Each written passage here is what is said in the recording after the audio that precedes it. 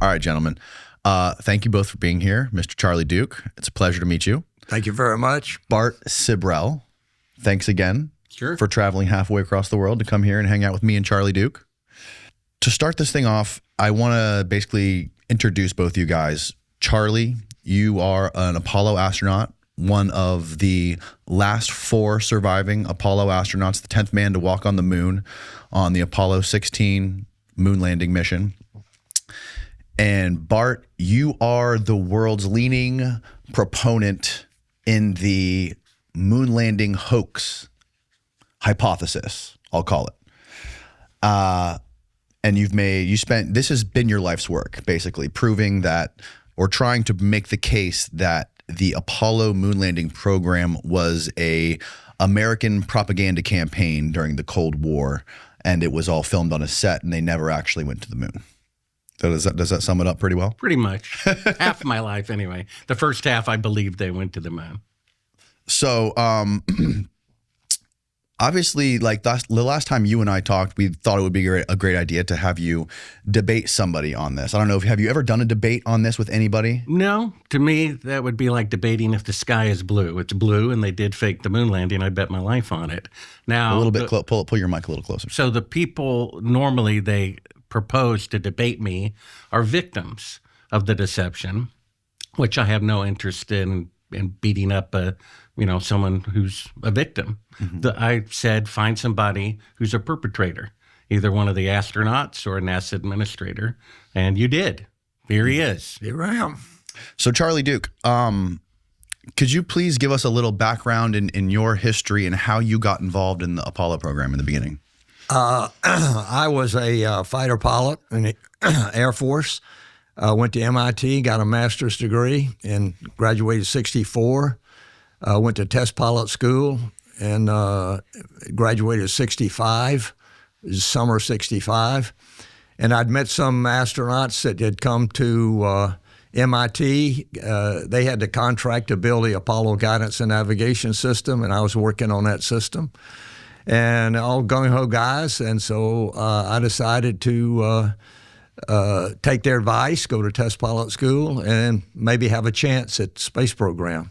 A couple of months after I graduated from test pilot school in the summer of 65, NASA had another call for astronauts, and 4 of us at Edwards applied, and we all got accepted. So, and it'll be May or so of 1966, we went to Houston and started working on Apollo. So during this conversation, I want to do I want to take some time to do some back and forth on some of the cases Bart has made in his documentaries. And but before we do that, I want to spend some time going through your personal story and your firsthand account on the Apollo missions. Does that sound good to you? Okay. So at what age, how old were you when you first learned about the U.S. government gearing up to go into space and the whole space race and all this stuff? Well, I remember the first human beings that went into space. Yuri Gagarin in 61, and Allan Shepard followed him. And right after that, I found out now that the Russians were beating us in space, and so Kennedy put out a desire of how can we beat them, and Wernher von Braun said we can beat them to the moon. And I've got a copy of the letter that he sent to President Kennedy, and he said, okay, we'll go to the moon. So he committed to the Apollo program. And that was... Do you remember how old you were? Well, it was in 61 or 2, so I was born in 35, so I was less than 30 years old. Oh, wow. Yeah. And I remember seeing specifically, there were interviews with, I think this might have been a von Braun interview from your documentary, where they were asking von Braun about the space race with Russia. And he was explaining it in an analogy to where he said, Russia is already in a full sprint. We haven't even started walking yet. Like we have to gear up. We have a long time to gear up and to speed up before we're even running at the same pace they are. Before we have to do all that before we can even think about closing the gap between us and Russia. Well, that might be true. I don't remember that level of detail, but I do have a copy of the letter that he sent to President Kennedy, I believe it was, that said the only way we can beat them is beat them to the moon. And so they committed to the moon. And by the end of the decade, which I thought was crazy, I mean, 15 minutes in space and we're going to land on the moon in the next 8.5 years. Turns out I was sitting in mission control in July of 1969, 8 years and 2 months later, and I'm talking to Neil Armstrong on the moon. Let's go to the point where you first decided, like how did the process work for you to be chosen to be selected for this program? I had as I said, I'd graduated from the test pilot school at Edwards Air Force Base in the summer of '65. And in September of that year, I saw an ad in a paper that's NASA's looking for more astronauts. Please apply. So I was in the Air Force. I had to go through the official channels. So they told me what to do, and I submitted my application along with Stu Russa and Al Warden, Hank Hartsfield. We were all in the same test pilot school class. And Joe Engel was out there. He applied, and there was a lot of people applied. And they were looking for test pilots and my age and height and everything like that. When you say test pilot, you mean test pilot for the space program? No, test pilot for the Air Force. The Air Force. Yeah. Okay. We were all at Edwards Air Force Base, the ones I'm speaking about. Now, we had others selected that came from the Naval Test Pilot School, which was in Patuxent, Maryland. And then how did that evolve into the idea of going to the moon, working on the moon missions? I'm not sure that the moon missions had been determined. That's what we were working on. And if we applied, we would have a chance to work on the Apollo program. Was there a moment for you where you thought, like, I want to be one of the guys to go to the moon, or I want to be a part of that program to put man on the moon? That was the call by NASA, is if you got selected as astronaut, you'd be a part of the Apollo program. So you had no guarantee you're going to fly to the moon, or no guarantee that it was even going to be completed. But I wanted to be an astronaut. It was the best job you could have as a test pilot. And then what was that training like to become an astronaut? And how long did it take? Well, it depends on what you call training. Our group, there was 19 of us. We reported to Houston in the 1st of May, 1966, and we started learning NASA-ese. You know, how does NASA work, and who's got responsibility, this, that, and the other. And they decided also if we're going to go to the moon, we ought to know what kind of rocks to pick up. And so we started a big, extensive training in geology. And we not only had classroom work, but we also had field trips once a month, generally. And that was 2 or 3 days somewhere in the U.S., sometimes in Hawaii, sometimes in Canada, but mostly in the U.S. We did a geology trip, got into the field, and learned how to pick up the right kind of rocks. And what was going through your mind when, you're a young guy and this is 66, 3 years before Apollo 11. You're trained to become an astronaut, learning about geology. Like, what was going through your mind at that point? Like, what was were you optimistic that this was going to happen? Were you skeptical? Were you fearful? I was optimistic that Apollo was going to happen. I wasn't so optimistic that I'd get a chance to go. We were the junior guys. And so it turned out that some of the senior guys left. John Glenn, Wally Schirra, after Apollo 7, retired. And so a lot of the older guys started retiring. So we sort of bubbled up into the mix. And Deke Slayton, who was and Allan Shepard, who were the two top astronauts, they started picking people to train. And so they were trying to balance the crew and give us younger guys some experience. So most of the crews that were selected had a senior guy that had flown in space. He was the commander, and then a lot of the crews had two rookies that came from our group mostly. And how did you come to meet von Braun? One of my first jobs as an astronaut was to monitor the development of the Saturn V. Stu Russo and myself. And so the best way to do that was to go up and meet von Braun and sit in on his staff meetings to see how the Saturn V was progressing and was this thing going to really fly. And so every month we'd go up and sit in on his staff meeting. And he became I wouldn't say a friend, but he recognized us every time we walked in. He says, well, welcome, Charlie, welcome, Stu. And we'd sit in and listen to his briefings on his staff meeting, and then we'd go back and report to the astronaut office. On Monday morning, every Monday morning, we'd have a couple-hour meeting and what was going on in the program. And Stu and I'd give a briefing every time we got back. So you would explain to the other astronauts what the progress was on the Saturn V rocket. That's correct. Depending on like what. Yeah. Did you have any like personal conversations with von Braun about this or? Well, mostly just he recognized us and he accepted us, and I can't say he became a real good friend, but he certainly knew who we were, and I respected him highly, and they were doing a good job. Turned out the Saturn V never had a failure, not one. That's pretty astonishing. And all of the flights of Apollo, they lost one engine. And I think it was on Apollo 13, but one engine goes out, you can still make it in orbit.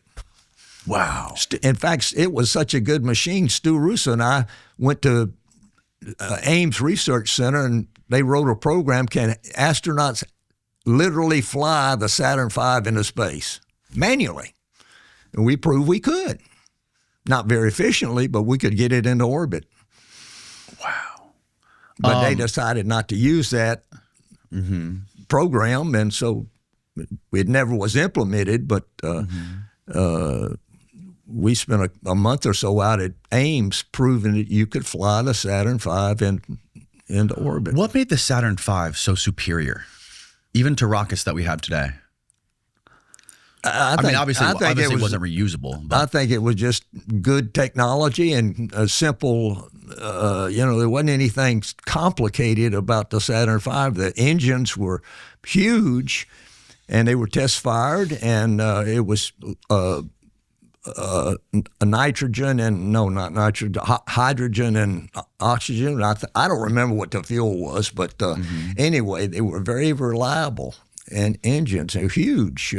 1.5 million pounds thrust each on the first stage. And so that was 7.5 million pounds of thrust lifting 6.5 million pounds.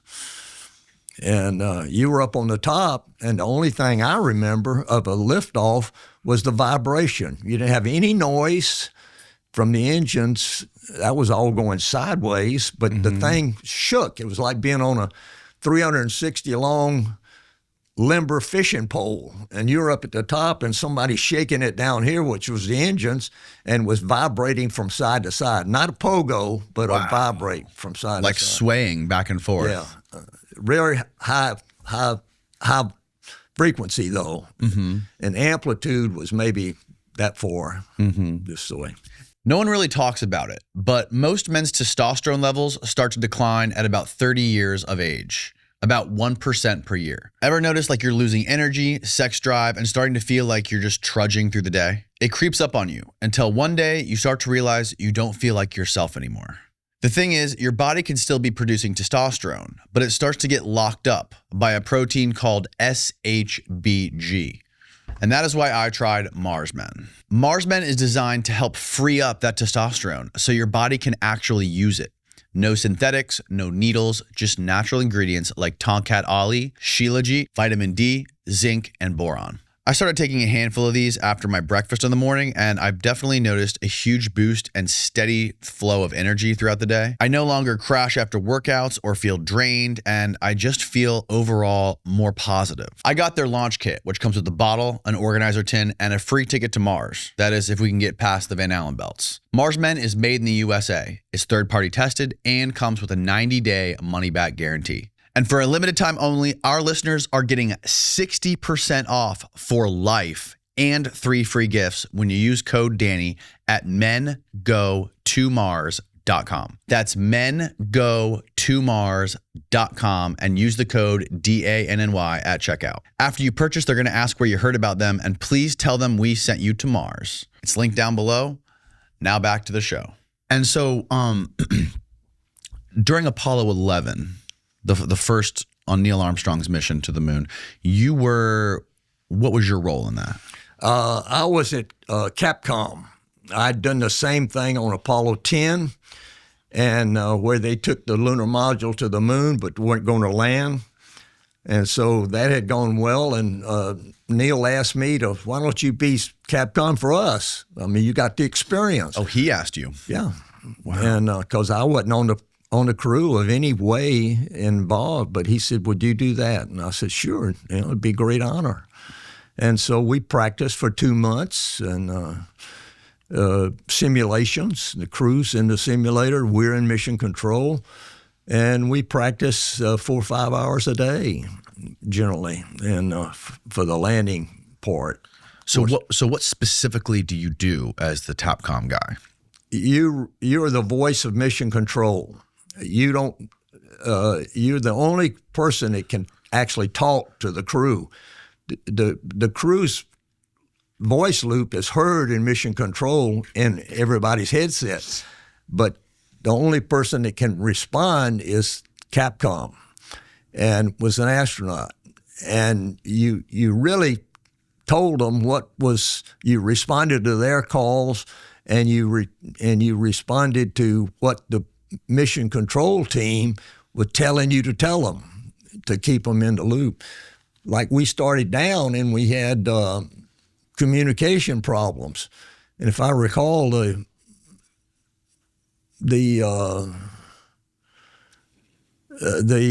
was a 30-second rule. If you lost communications for 30 seconds, it was an abort.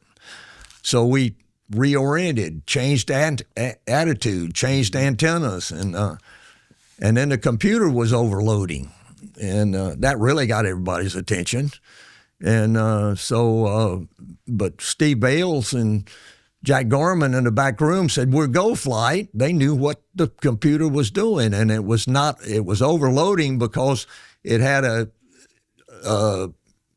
75 milliseconds of compute, and then it flipped back to the job number one. And it was always flying the spacecraft, but it was dropping off these insignificant jobs. And right. So we were go. And then we had a trajectory problem, and Neil we had him targeted into the wrong place. We didn't really understand lunar gravity then, and with the mascons and all of that stuff. Mm-hmm. So he had to level off and fly horizontally, 4 or 5 miles, and that used up all the reserve fuel. And so now we're minimum fuel, and we called. They have 2 separate fuel reserves, one for the descent and one for the ascent when they leave the moon. The ascent engine was never used on descent. Okay. You never would do that. Well, you'd have to stage the vehicle to get the ascent engine light. It wouldn't light unless you staged and separated. So anyway, we called 60 seconds. He had 60 seconds to land. Mm-hmm. And then I remember 30 seconds. I called 30 seconds, and he was... They were close, but not on the ground, and we were according to my watch, we were 15 seconds or so before calling an abort when Buzz Aldrin said, "Contact, engine stop." They're on the moon. Wow. Tension was through the roof at Mission Control.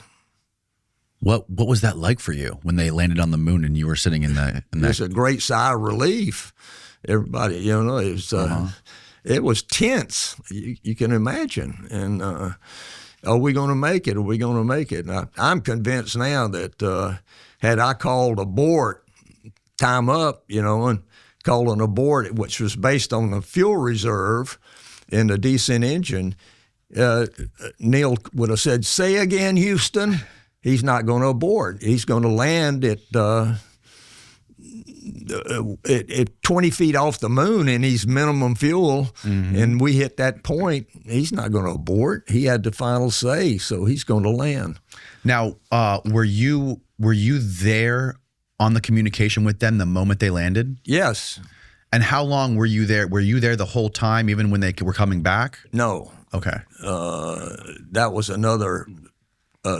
We had, I think, four flight teams working Apollo 11, and I was on Gene Kranz's team, and we had responsibility for landing, and then we stayed around for another hour or so while they safed the spacecraft and got everything. And how long was it until once he got back to Earth? Do you remember your first conversation with him? How long was it before you talked to him? Well, they had to go into quarantine, and because of moon bugs, we weren't sure about whether we're going to bring back something that's going to wipe out the whole civilization. Yeah. Mm-hmm. So they went into quarantine, and we could talk to him through the window, and but. There were no moon bugs, and everything was fine. And so they were, I think, 3 weeks or something like that. And then it got out, and we started having debriefings. But we were debriefing during the time they were in quarantine. And what was that like? What was his demeanor? Well, what was his attitude? What was he saying? Did anything ring a bell to you? Or does anything really stick out for you as far as conversations you had with him afterwards? Neil Armstrong was Mr. Coolstone. He was unflappable, and we landed, mm-hmm. and he was following the rules, but we hit minimum fuel on the descent because we had him targeted into the wrong way, and he had to fly horizontally about 4 or 5 miles, mm-hmm. and then set down. And find a place to land. And I remember calling Apollo 11 30 seconds. I mean, he had 30 seconds to land on the moon. And the next call was going to be abort. Right. Yep. We just talked about that. Yeah. So, okay, let's fast forward to your mission, Apollo 16. Can you describe, what was it like sitting in the tip of that rocket before it launched off to the moon?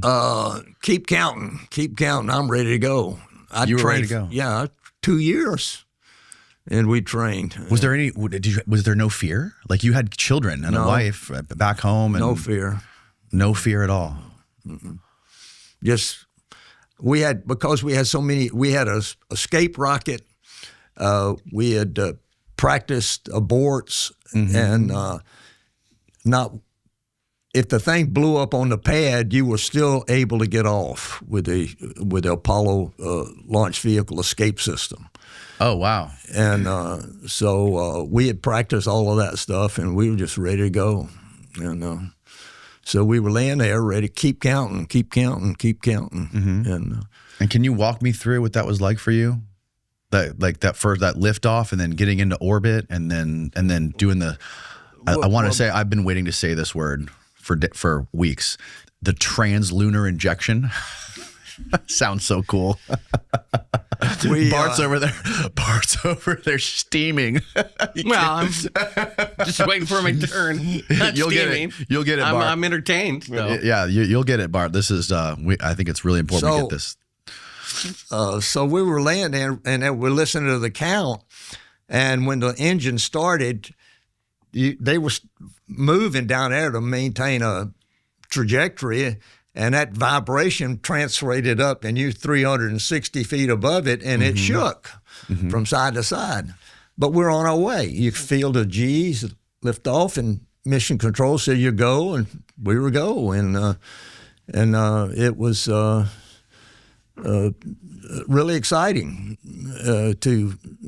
to feel the acceleration of this big vehicle and the vibration from side to side. And we didn't have any pogo, but it was a vibration from side to side. And so we're on our way and just riding it out. And it was really, I mean, one of the best rides I've ever had.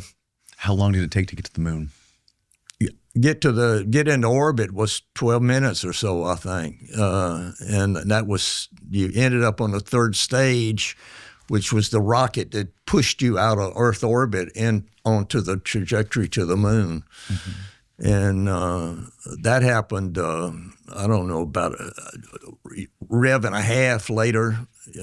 We were over Australia, and we ignited the third stage automatically and pushed us out of orbit into a cislunar orbit that took us to the moon. And then when we got there, we had to slow down to get into orbit. We used the service module engine for that. And what was did you have a specific task on that trip to the moon? Were you in charge of monitoring anything in particular, or communication, or? Well, it would, I was the lunar module pilot, which was on the right side. And as you look at the instrument panel, I was on the right side. Mattingly was in the center seat, and John Young was the commander on the left seat. So if we had emergencies, we all had things to do. We'd practiced, aborts, and we'd practiced radio out and every kind of thing, like fuel cell failures. We just practiced and practiced and practiced. So we were ready to go. And towards that, our flight was sort of one of the most nominal flights that we had to get into orbit on the Saturn V. It was a very reliable rocket. Explain what it was like actually landing on the moon.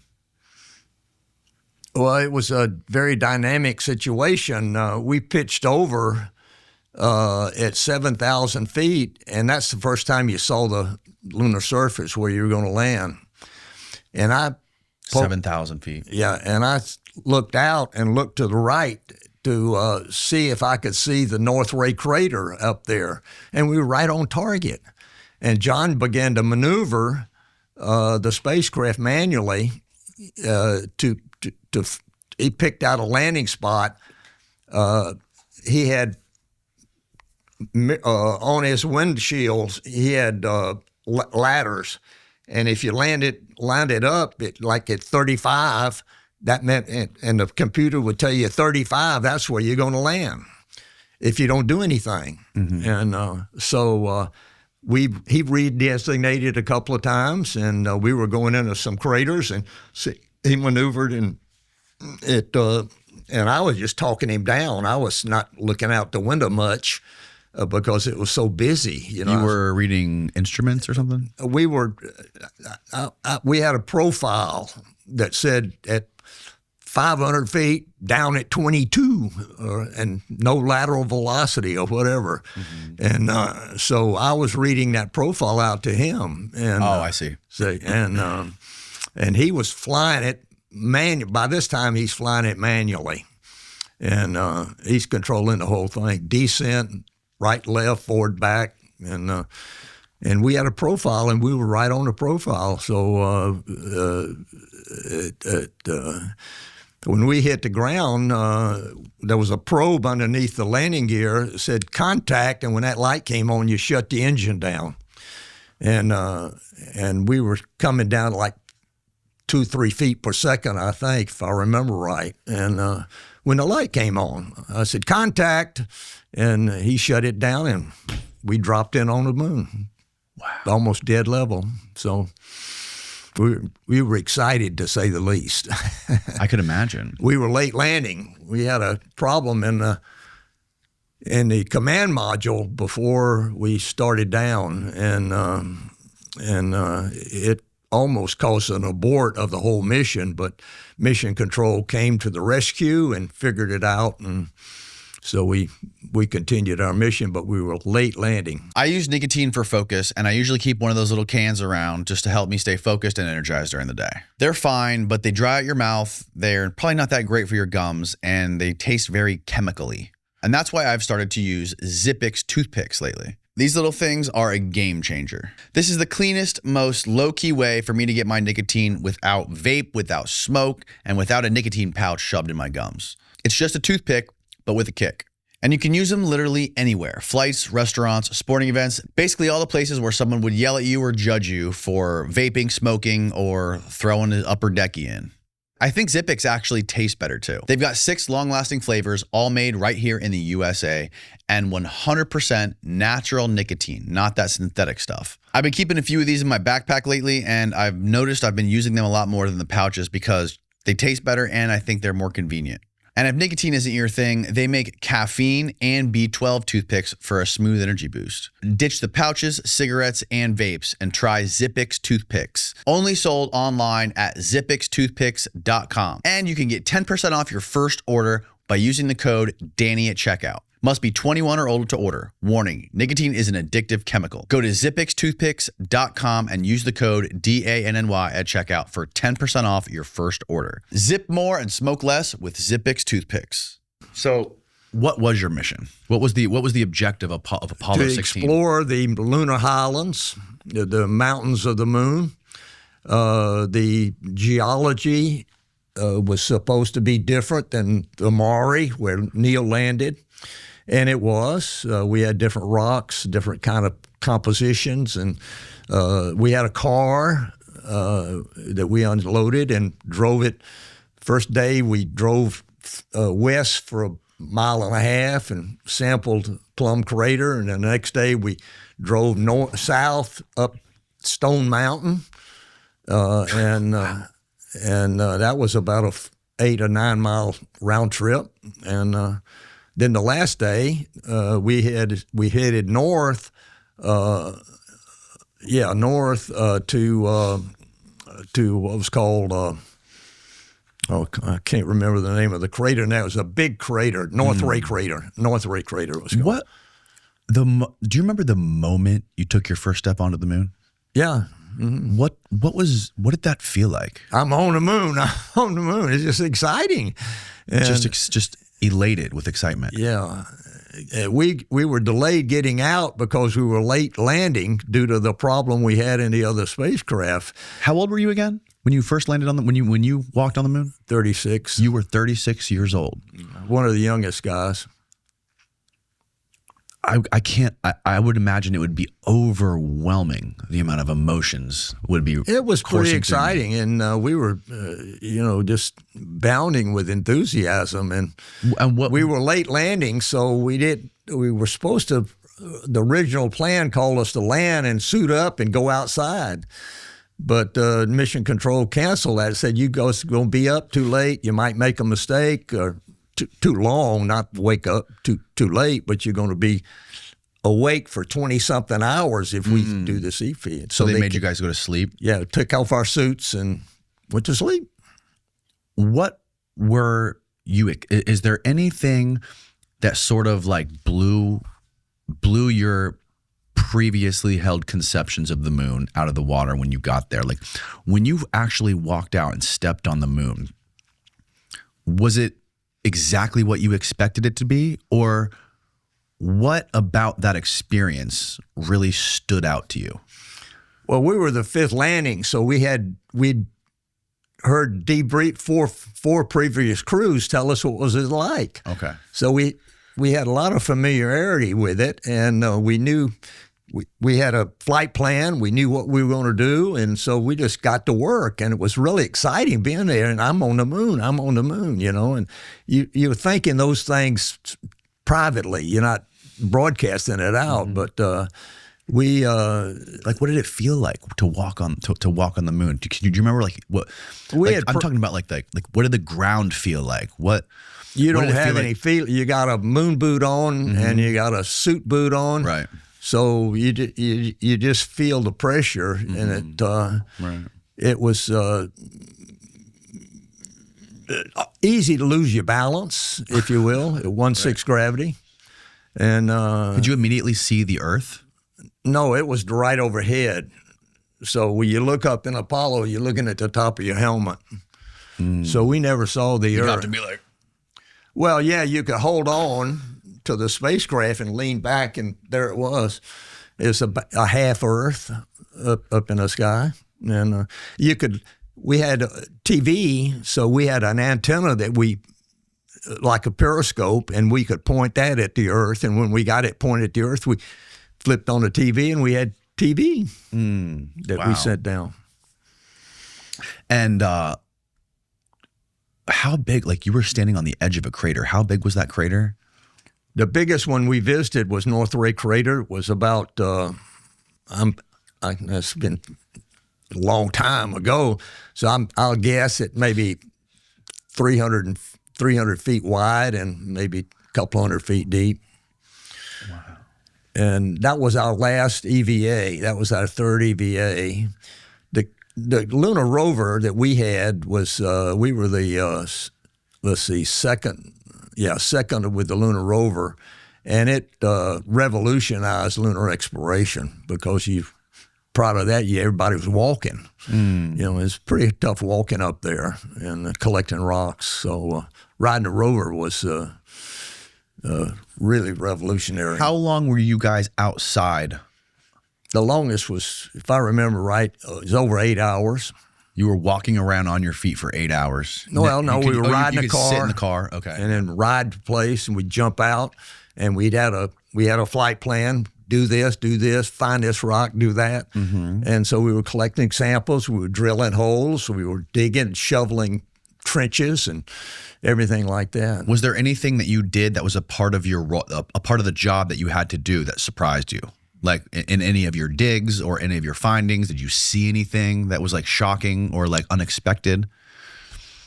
I don't think in the physical work was anything different, but the experience of being on the moon and the 1/6 gravity, you had to learn how to walk and get your center of gravity over your feet. Yeah. And you couldn't straighten up. I tried to straighten up, jumping one time and straighten up, and I fell over backwards, which was really scary. But that was the end of our stay. And do you remember if you could see stars? You can't. You can't see any stars? Not in the daylight, you can't. And you guys were in the daylight the entire mission, right? No, only on the moon. That's what I mean when you guys, like the entirety of your time spent on the moon was in the daylight, because days there are like 14 days long here on Earth, right? That's right. So what happened when you guys had to come home? What was that like? Well, we were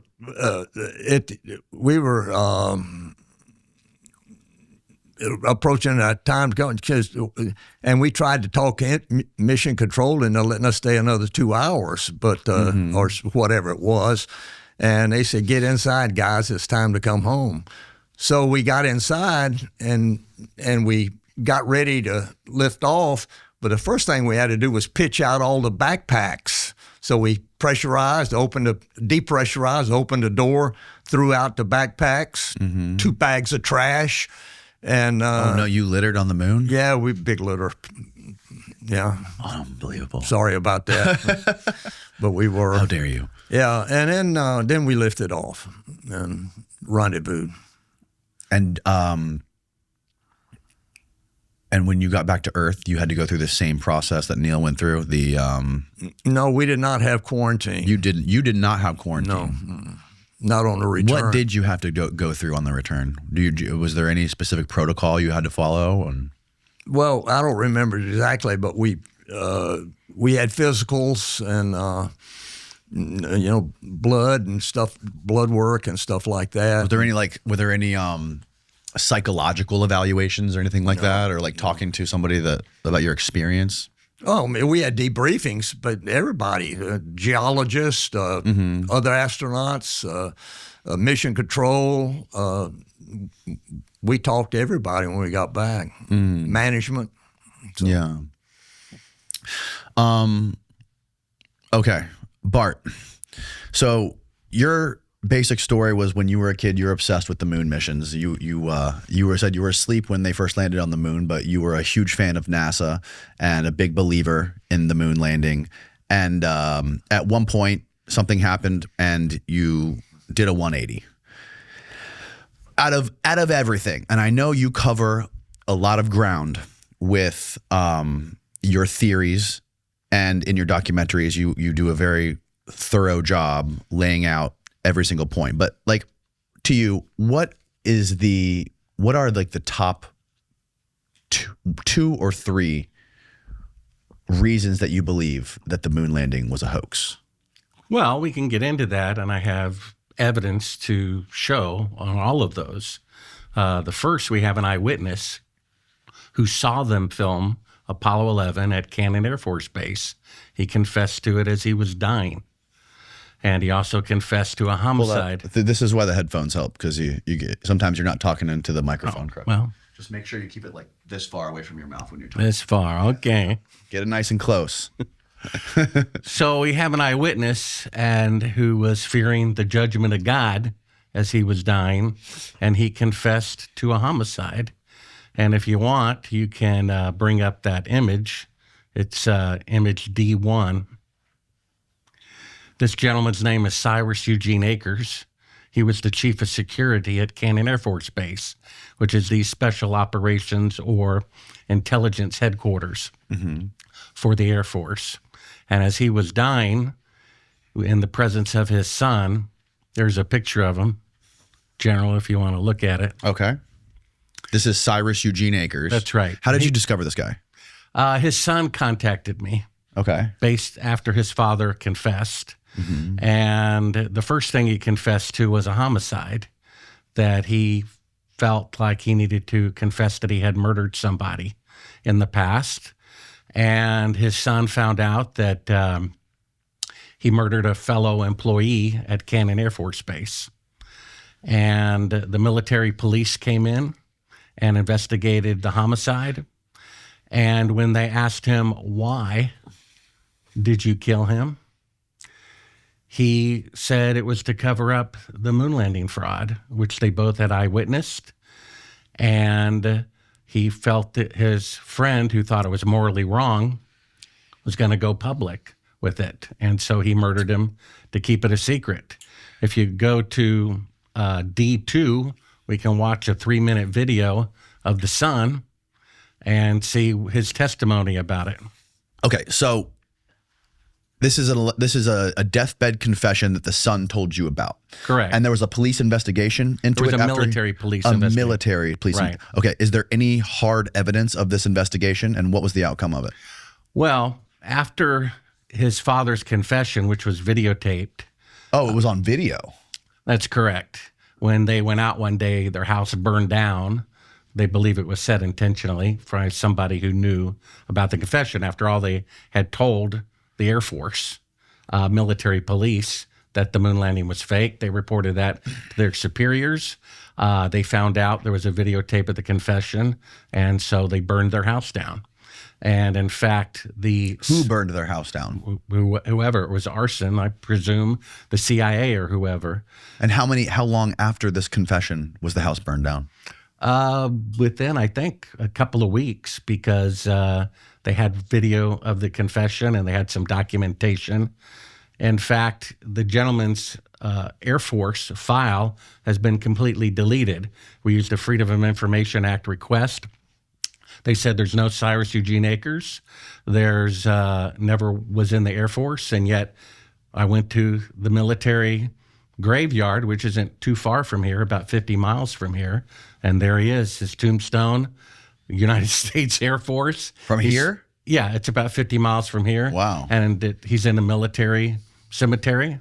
And it says United States Air Force, Cyrus Eugene Akers, and that he served in Vietnam and Korea. And his son lived right across from the base. He said he was chief of security there. And so if you play video D2, we can have a video of the son and put it in his own words. President Johnson in 1968, okay?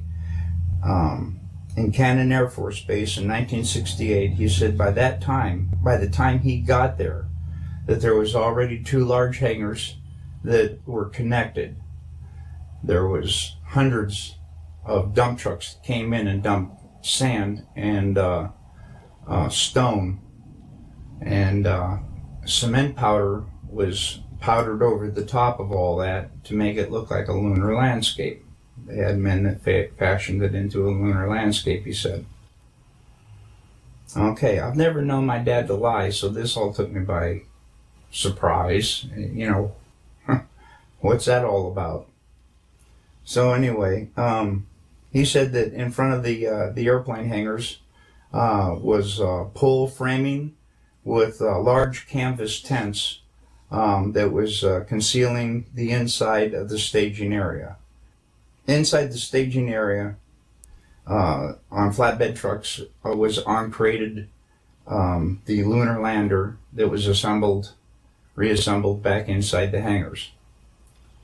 All of the walls were painted flat black, and the ceilings as well. He was sworn to secrecy by the NSA, and they would put him in prison for breaking that oath. And when Dad saw the moon landing on TV, he cried. He said he knew that what he had witnessed on TV was exactly what they recorded in that hangar. There was no reason for them to go flying around and everything. They had detailed high-definition photos of the landing area. There was no reason for them to go flying around to a different landing area that almost exhausted their fuel, except for drama, because everything had gone so smoothly. Nothing, so it had to be something. Anyway, Dad was one of 3 guards that guarded the inside of the front entrance. There was a list of 15 people who could enter. No one else was allowed by order of President Johnson. And here is that list. And I gave it to Bart Sibrel as well. And he checked out a lot of these names, and he says he can verify a lot of these people and what they do. And I come across a couple myself. Anyway, President Johnson, Neil Armstrong, Edwin Aldrin, Werner von Braun, Robert Emenegger, Gene Kranz, James Webb, Joe Kerwin, Dr. Thomas Paine, Glenn Looney, Dr. Christopher Kraft, Dr. James Van Allen, General Trudeau, Lieutenant Colonel Donald Simon, and Grant Norrie. My dad, he raised me by the book. I know he didn't lie to me. And as I started seeing more and more of what he was telling me was true, I realized my dad wasn't lying. All right, so this you would say this is the top piece of evidence that you... No, it's the most compelling to people because we have a testimony of it. Now, if I may ask... It is a testimony, but it's not actual hardcore evidence. I understand. We've got 3.5 hours. He's got 40 minutes head start on me. Yes, he does. And so I can present my evidence. Mm-hmm. And I have a couple of questions. If I climbed Mount Everest and was known for climbing Mount Everest and got an award or a medal, and I was hired at companies as their CEO for having climbed Mount Everest, and somebody came along and started saying, you didn't do it. It was filmed in a TV studio. I certainly wouldn't fly and make an airport change and stay overnight in a hotel and go to podcast to defend that I had climbed Mount Everest. I wouldn't waste my time. So why are you here? Me? Yeah. If you walked on the moon and it's so obvious that you walked on the moon, I wouldn't fly anywhere to debate somebody whether or not I walked on Mount Everest if I did. So why are you here? I'm here to tell my story.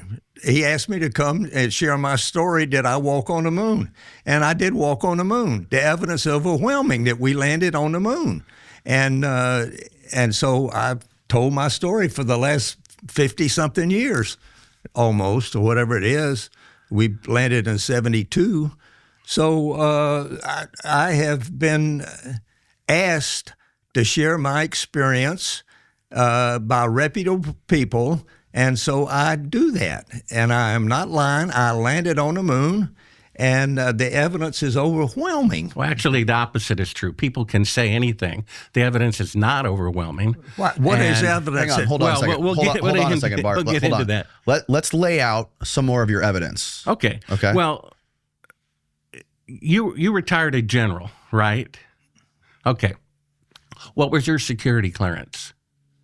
Top secret. Okay. So when you have a top secret, you're not allowed to tell your wife or your children, right? What? Whatever the secrets are.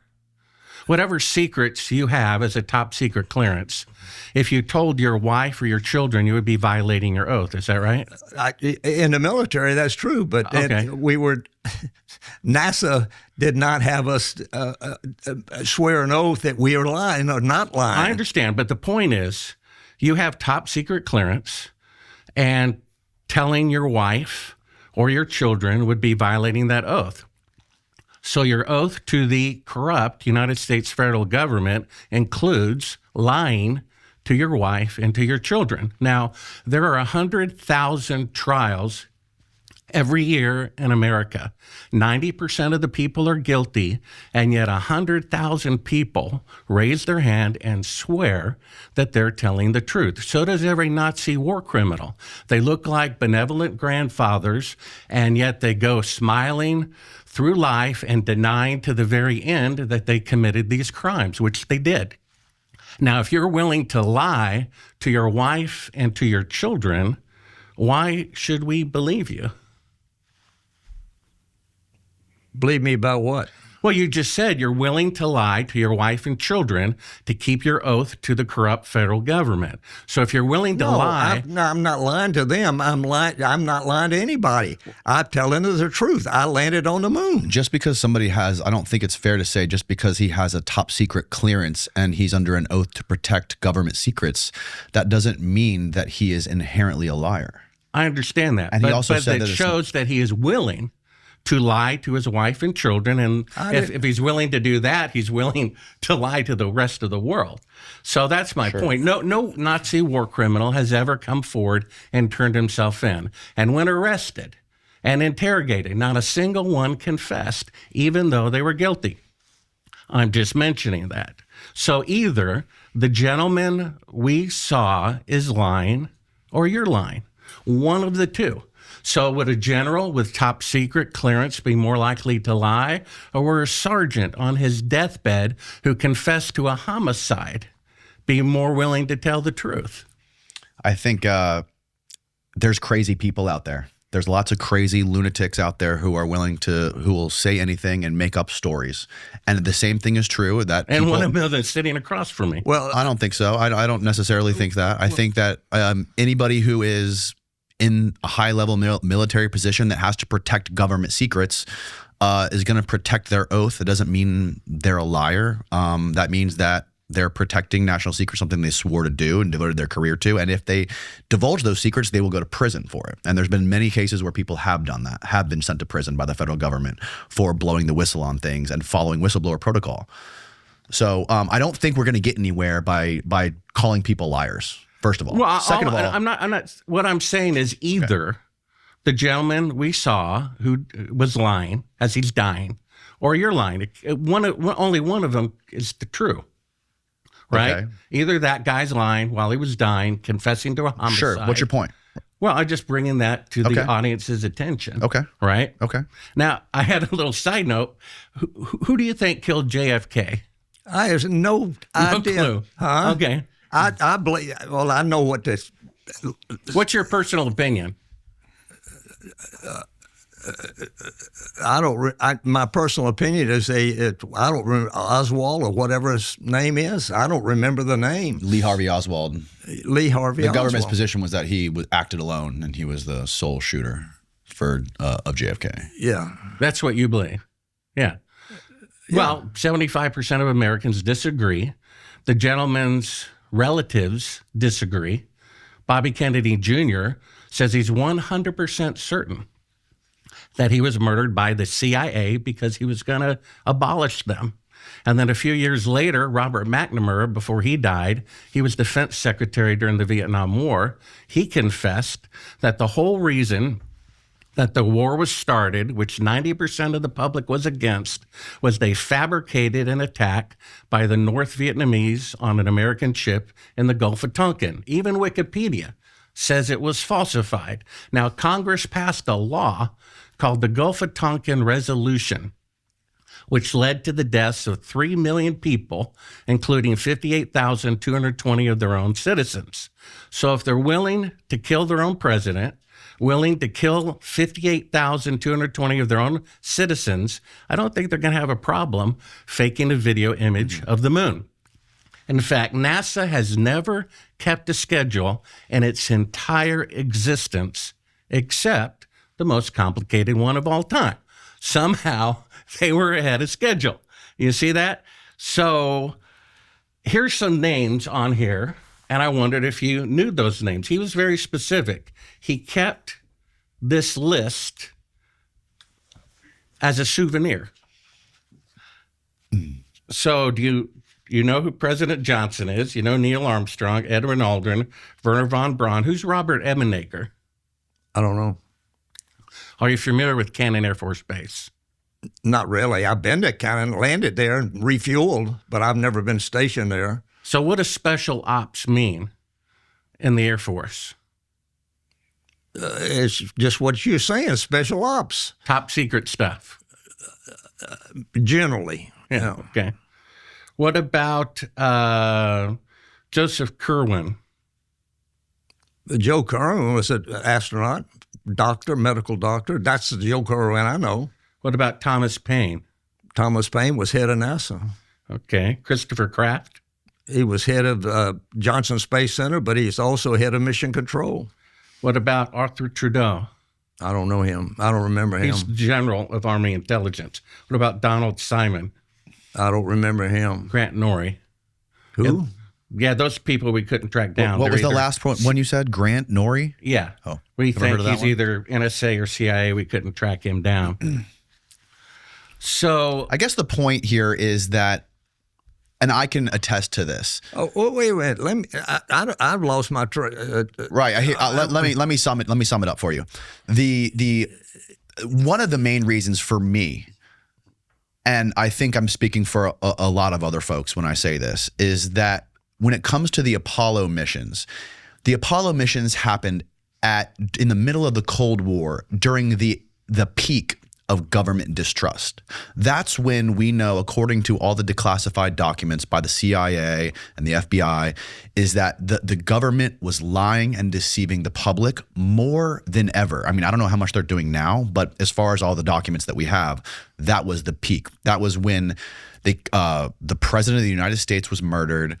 That's when we did the Gulf of Tonkin, got into the Vietnam War. The government started doing a secret mind control program with using LSD and other drugs, and that there was the Manson family murders and all of this stuff, right?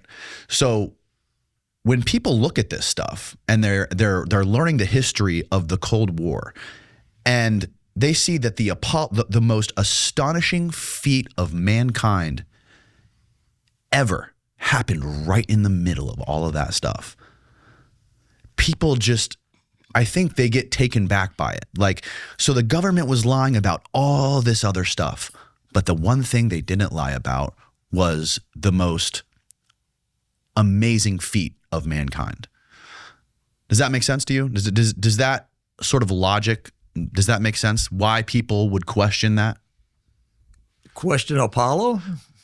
Yes, just based on all of the other strategic deception that was happening within the government, like MK Ultra, mind control experiments that were going on, the Vietnam War, the assassination of President Kennedy, the Gulf of Tonkin, all of that stuff. It was right in the middle of all of that, the Bay of Pigs, right? There was Operation Northwoods that got declassified, where the Joint Chiefs of Staff wanted to fly an airplane with nobody in it as a drone and blow it up as a pretext to invade Cuba. Killing Americans. They were willing to kill Americans to fake an attack on Cuba. This is real declassified stuff that's come out in the federal government with the Warren Commission and all of this stuff. So the same people who would later approve the Apollo program. So that's you're saying we never landed on the moon? Well, no. What the question is? You didn't know that before you got here? No, Charlie, you're a really good actor. I really didn't know that. Did you ever win the Academy Award for Best Actor? I really didn't know that you believe that we lied on 6 missions that landed on the moon. Charlie, does it make sense to you? Right. Why? That's how arrogant the federal government is. Now, if I may have my 40 minutes to answer your question. Hold on one second. I want to make sure this lands with him. Does it make sense why people would question that based on all of the other bullshit and lying that was going on that we know was actually all the other stuff that we know for a fact was deception? To me, Apollo was real. To you, but I'm saying no. Wait a minute. In the United States, there were 400,000 people working on Apollo. Right. Well, let me. Just a minute. Let me finish. You had 40 minutes already. I've only had 10. I'm sorry. Go ahead. Okay. Forgive me. That's one of the. Must be real because of 400,000, and of course, every year that number increases. Mm-hmm. There are 400,000 tellers at Bank of America. But do you really think what the teller knows and what the CEO knows about corruption in the bank are identical? I interviewed Eugene Krantz. He told me that someone in the command center at the console can tell no difference whatsoever between a simulation and an actual flight. Do we really think the CIA is so stupid to tell the guy making the glove or the door or the boot, hey, we're really not going to the moon, be sure not to tell anybody? And that's why they had you astronauts at the command center to cover the mistakes about faking it. Once the rocket went up, there's only 3 eyewitnesses to the mission and no independent press coverage. So if you add people who delivered food and made paper clips and did the printing and the contractors and all their secretaries and food vendors, you could probably pad 400,000. But the atomic bomb involved 129,500 people, and only 8 people knew what they were building. So if someone in the command center cannot tell the difference between a real flight and a simulated flight, how can the public watching it from their living room or people years later? So that argument is flat. It doesn't go anywhere. And neither does the argument that the Russians would have spilled the beans, because I know somebody who works in the command center of the Chinese Space Agency. He said everybody there knows that the moon missions are fake and they're blackmailing NASA because Congress passed a law forbidding space technology to be sold to China, and they're receiving it anyway by blackmail. If I had a picture of a world leader with a prostitute, I could upload it to the internet, and now it's worth nothing. Or I could blackmail them year after year after year. And that's what the Soviet Union is doing. Putin knows. He wasn't surprised to find out that the moon missions are fake, and neither is China. So that doesn't fly either. We're being blackmailed, which is another reason for the truth to come out. Now, I also interviewed Betty Grissom, the widow of the man who was going to be the first man to walk on the moon, who was a whistleblower at NASA to such a degree that he received Secret Service protection the weeks up to his death. I interviewed her for 4 hours. I interviewed her son for 3 hours, who's a 747 pilot. They say with 100% certainty that the man who was going to be the first man to walk on the moon was murdered by the CIA. And if you go to D3, it's a short clip. You can see Scott Grissom say that out of his own mouth. So why is the CIA killing Apollo astronauts who are whistleblowers? What a coincidence, right? Go ahead and play that clip. It's D3. I think it was intentionally sabotaged by someone. It's been a question in my mind, what was found in the accident investigation and how was that handled? Was the CIA involved or whoever? But it was done intentionally. So do you know the story of Gus? I'm sure you know the story of the Gus. Gus Grissom was Apollo 1, right? That's right. Yeah. And according to his son and widow, he was murdered by the CIA. She told me that on January 26, 1967, he telephoned her from NASA and said, "Hon, for some strange reason, the CIA is all over the launch pad today. I've never seen them here before. For some reason, they showed up today." Did you ever see the CIA? The very next day, he's dead by a, quote, accident. One of his last words were, "If we can't talk between two buildings, how are we going to go to the moon?" They couldn't get a wired intercom to work between two buildings. And Neil Armstrong's supposed to pick up the first moon rock. He rehearsed it 6 weeks beforehand, and the stick to pick up the rock falls apart. And the lunar lander crashed weeks beforehand. If they can't get a stick with a bag on the end of it to stay together, if they can't get an intercom to work between two buildings, how are they going to go to the moon? The Soviets launched the first satellite, the first animal, the first man, the first woman, the first spacewalk, the first crew of 3, the first of 2 spacecrafts altogether. They spent 5 time man-hours in space, and they never went to the moon. China, the most industrialized nation on Earth, says with 50 years better technology, it's going to take at least 15 years to go to the moon. And yet somehow they did it in 8 years with 1960s technology. Now, if you play clip 4, this is when my film, Astronaut's Gone Wild, the link will be in the description of your video, to Sibrel.com. We interviewed Ed Mitchell and showed him the footage, which is one of the proofs that we'll look at. Footage we uncovered that says, do not show to the public at the beginning of the reel, and they're faking being halfway to the moon. They can't leave Earth orbit. And when he was shown that, he turned beet red. He started cursing. He literally kicked me from behind. And in the commotion, we left a wireless microphone on him. And in the commotion, my cameraman forgot to hit stop record. And you can play back that clip. It's about 5 seconds long. They're talking about calling the CIA to have me killed. Let's see it. Who killed? Me. Him. You want to call the CIA? Have them whacked? Now, my source, the son of Cyrus Eugene Akers, after he spoke to me, he went out and he had a security system with a password and everything. That was hacked. And his house was broken into, and everything about his dad was taken. And then a couple of days later, this is about 3.5 years ago, the CIA shows up and threatens to kill him and his family if he ever talks to me again. So the dead astronaut's son says the CIA is involved, and he got whistleblower protection up until the day that he died. The CIA is threatening to kill me, right? And why would this source of mine, who was also threatened by the CIA, he received whistleblower protection by the FBI? Now, if they went to the moon, why is he receiving a few years ago whistleblower protection for being the son of the man who confessed that the moon missions were fake? And then if you play clip 5, which is about a minute long, from the documentary Conspiracy Theory, Did We Go to the Moon? There are other deaths. There are a total of 15% of the Apollo astronauts died in accidents within a 2-year period. These are the astronauts who would not cooperate with the fraud. Go ahead and play the clip. But Grissom wasn't the only Apollo critic to meet with a suspicious and untimely death. Thomas Ronald Barron was a safety inspector during Apollo 1's construction.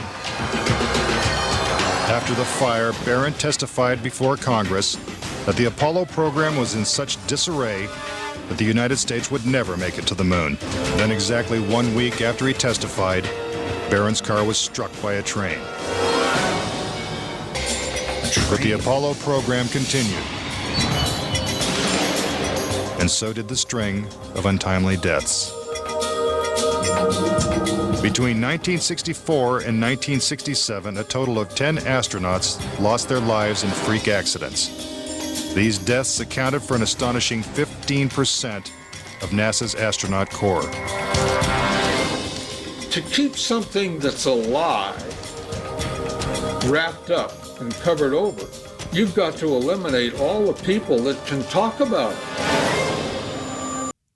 So we have an eyewitness. That's proof, right?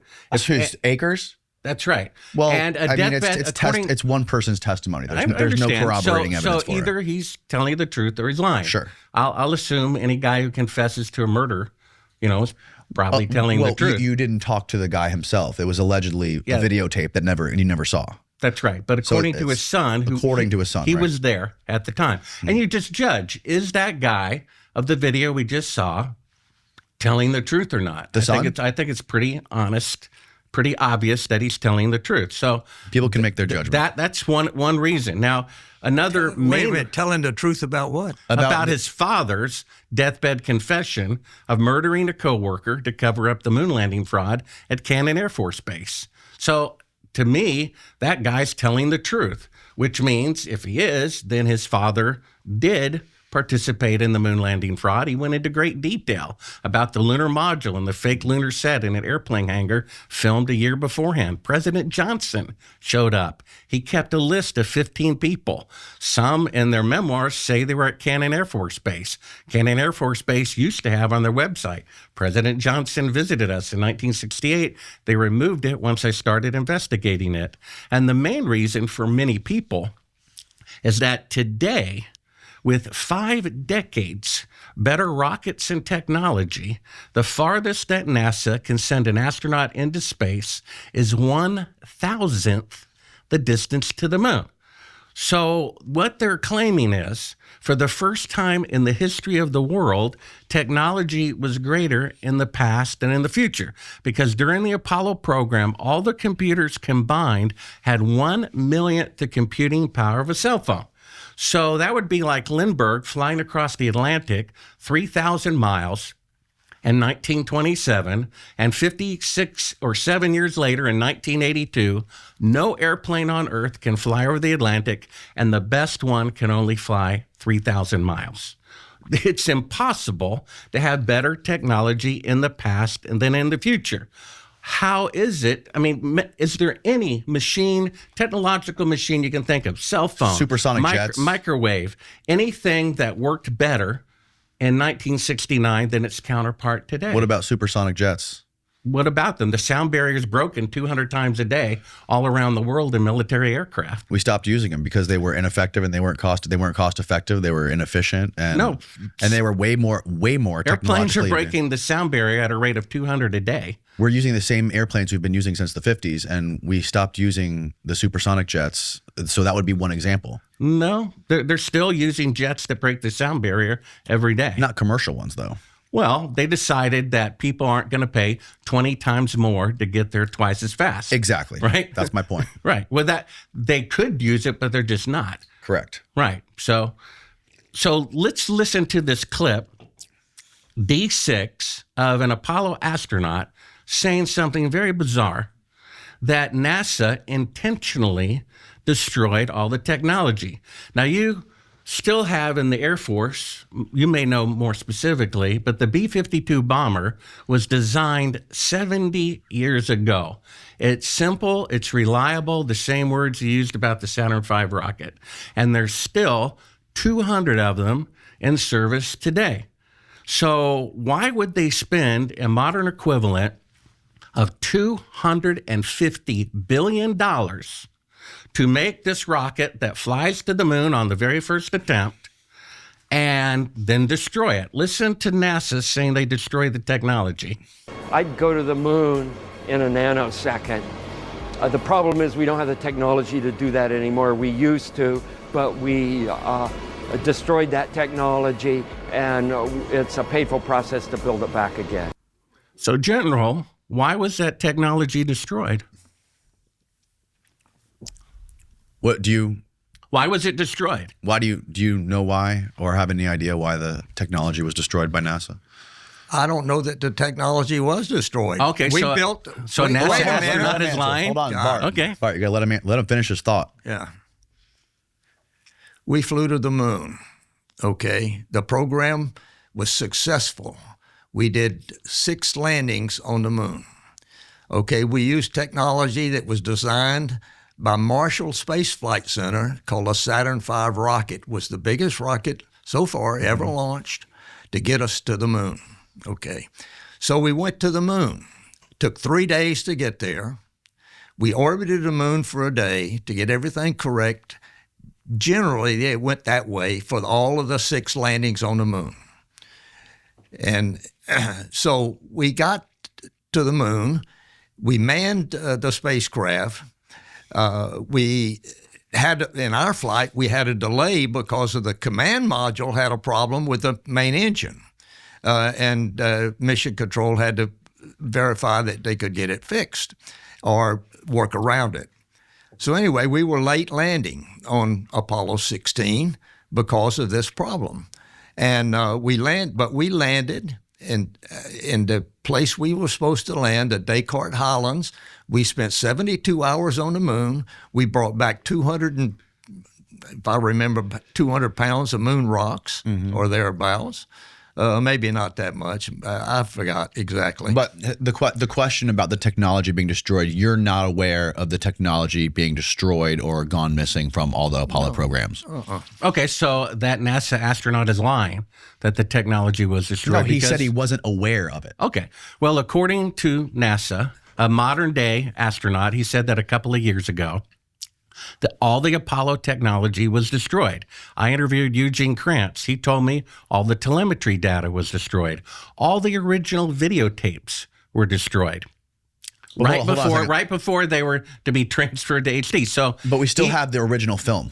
No, the 16mm film is still in Houston at the Johnson Space Center. Oh, that I don't know. The videotape is what they intentionally destroyed. The videotape of the projection that was given. Right, you're talking about the camera-mounted lunar module that took one picture. All of the film that was shot on all the emissions, on all of the missions, is still in its original format in the film reels in that but Johnson majority Space Center. of the video images is videotape, right? And that was intentionally destroyed. But those were just copies of the film, right? No, these are the originals. I talked to Eugene Krantz. He said the original videotapes were accidentally recorded over, and the only machine on Earth that could play it back was intentionally disassembled. Okay, I'm confused. So that even if they're found, they couldn't be played. I'm confused. All the telemetry data where the rocket really was. So back to the destroyed. 1 second. Can I ask a question? Well, either this guy is lying, right? Why would a NASA astronaut lie? Has there ever been a time, and this is another proof,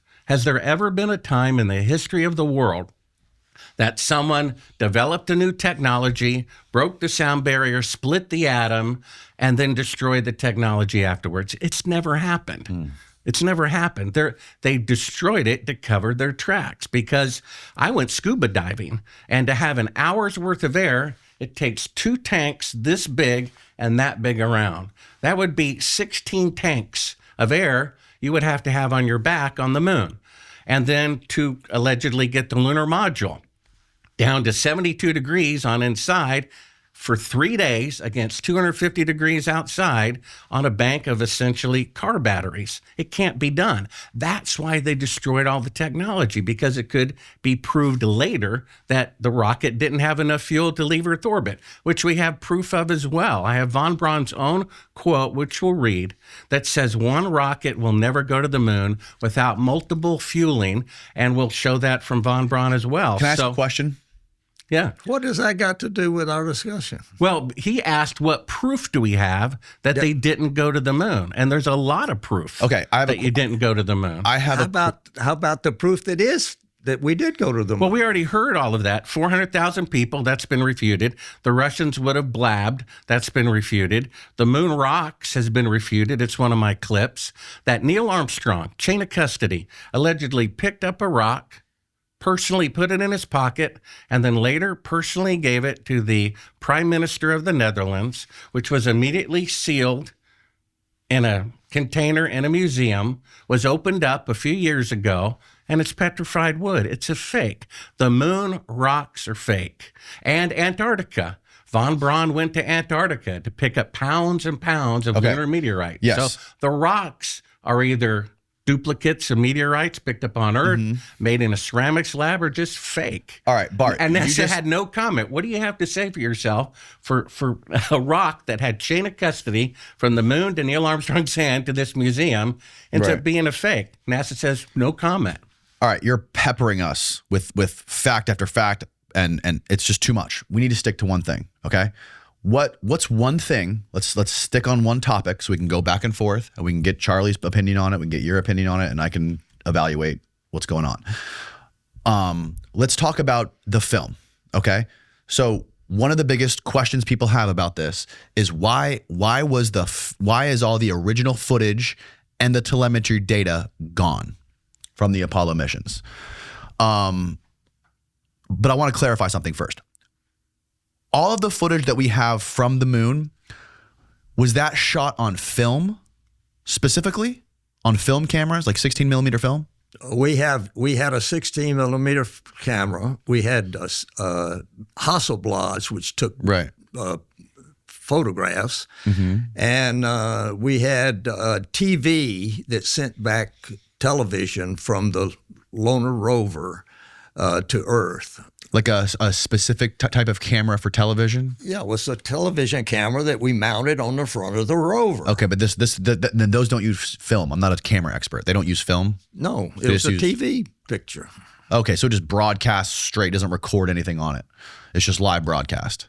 It was recorded down here in Mission Control. Oh, okay, got it. Okay, I understand. But we didn't have a recorder on. Well, we had. I'm not sure, but I don't think we had a recorder on board. Okay, so the TV cameras were recorded down at Mission Control, and those would have been recorded on tapes, I'm guessing. Right. And those would be the tapes that have been erased. Correct. Okay, so that was the incompetence of NASA, allegedly. Well, or intentional. Just like they intentionally destroyed the technology, they intentionally erased the tapes. So they knew what they were. Their tapes, excuse was to make room for other projects. So, Steve, if you ask ChatGPT, let's ask ChatGPT, what happened to the original tapes from the NASA missions? And let's see what the answer it gives is. Well, that would be this right here. Oh, you already have it. Yeah. All right. The original tapes were later erased and reused. NASA routinely used magnetic tapes in the 60s and through the 80s due to storage, cost, and shortages. So that's crazy. That the tapes from the lunar missions were recorded over. They're saying that and they were recorded over right locally before. recorded stuff was this slow scan stuff. Film, right? Yeah. No, I think it was tape. It's actual tape, like like tape recorders. Okay. They use that technology instead of film. Yeah, it was and then 1-inch videotape. that stuff was recorded Reel to reel. over, but the stuff that they sent through broadcast survived. Well, so that's what it is. Ron Howard, whose grandfather warned him that the moon missions were fake, didn't listen, wanted to make an IMAX movie, and he requested all the original videotapes to be broadcast, projected on an IMAX screen about 100 feet by 120 feet. Right. Bigger than they've ever been done before. He wanted to use the originals. And it was between that request and a couple of days later that everything got erased. He had to go to Blockbuster and rent VHS tapes and reduce them to this tiny portion of the screen. Otherwise, the image quality would be so bad. You can see the VHS tracking line. Is that 90% of that movie is reenactments. Is that a fact that, what year was this when Ron Howard requested the tapes from NASA? It was around 1999, something like that. So around, Steve, hopefully you can look this up. Ron Howard was working on an IMAX film in around 1999, requested the original tapes from NASA. And you're saying it is an absolute fact that we can look up that NASA erased those tapes. You just did. Yeah. Right after Ron Howard requested them? Well, that was my research at the time. I did my film at Sibrel.com took 7 years to produce. I was given $1 million by someone who builds rockets for NASA, who knows the moon missions are fake, who thought it was his patriotic duty to expose it. Now, not only is it the first time in history that technology is greater in the past and in the future. Not only is it the only time in history that all of the documentation, all the technology, according to NASA Astronaut, was intentionally destroyed, it's also the first time in history that nobody could repeat the event 50 years later. Imagine them splitting the atom in 1945, the first atomic bomb, and 50 years later, no one can split the atom, when in fact, just 10 years later, atomic bombs were 1,000 times more powerful. So if they could go to the moon on the first attempt ahead of schedule with 1/millionth the computing power of a cell phone, we would have been on Mars 10 years later. We'd be in another solar system by now, and there'd be bases all over the moon, taking people back and forth to play basketball in 1-0 or 1/6 gravity. The best NASA can do today is send mannequins to orbit the moon, when somehow we could play golf and drive cars on the moon with 1960s technology on the first attempt. There have been 6 presidents who have said a total of 9 times they're going to return to the moon in 5 years. You had Ronald Reagan said it, then Clinton said it, then Bush Sr. said it, then Bush Jr. said it twice, and Obama said it twice, and Trump said it one time, and they can't do it. With 50 years better technology, they can't return to the moon in 50 years. But somehow they could do it with 1960s technology on the first attempt. Why don't you think we've been able to go back to the moon since 72? Because they spent the money on other programs. Well, the government spends every month 70% more money than they take in. I'm not going to argue with you about this. We went to the moon. 6 times we landed on the moon. You lied to the American public 6 times, which shows the arrogance of the American. Well, then you don't believe we landed on the moon. You didn't know that before you got here. No, no. His life's work. How did we get 600 pounds of moon rocks? Well, like I said, let's talk about the moon rock. Okay, let's put a pin there. Now let's talk about the moon rocks. Okay, what evidence do you have?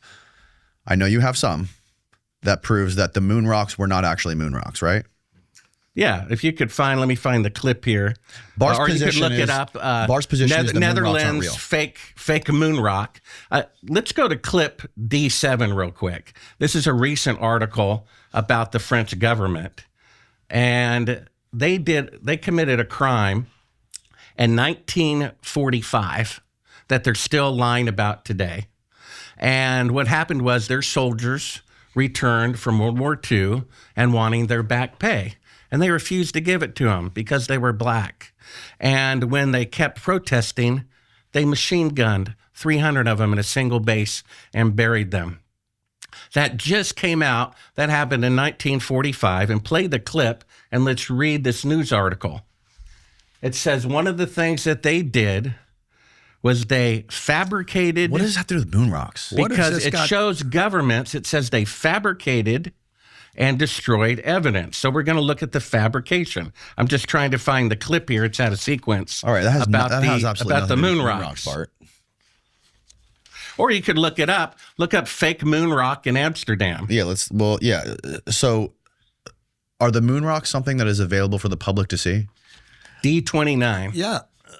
I mean, the moon rocks are on display all over the world. And also they're still doing experiments on the moon rock. NASA's, the Lunar Planetary Institute, or whoever it is controlling those and sending those out. People submit experiment requests still today about to do experiments on the moon rocks. So there's still moon rocks available. Did they let outside researchers do analysis on them? And universities, yeah. Universities do? Yeah. Okay. I mean, they let universities have some. Like, I'm not involved in that at all. Right, sure. And, I've been with NASA for a long time, but the moon rocks are unique, and they're radioactive, whatever, and not radioactive evidence, but they're the way they have been collected, they were collected on every mission. They were isolated when they got back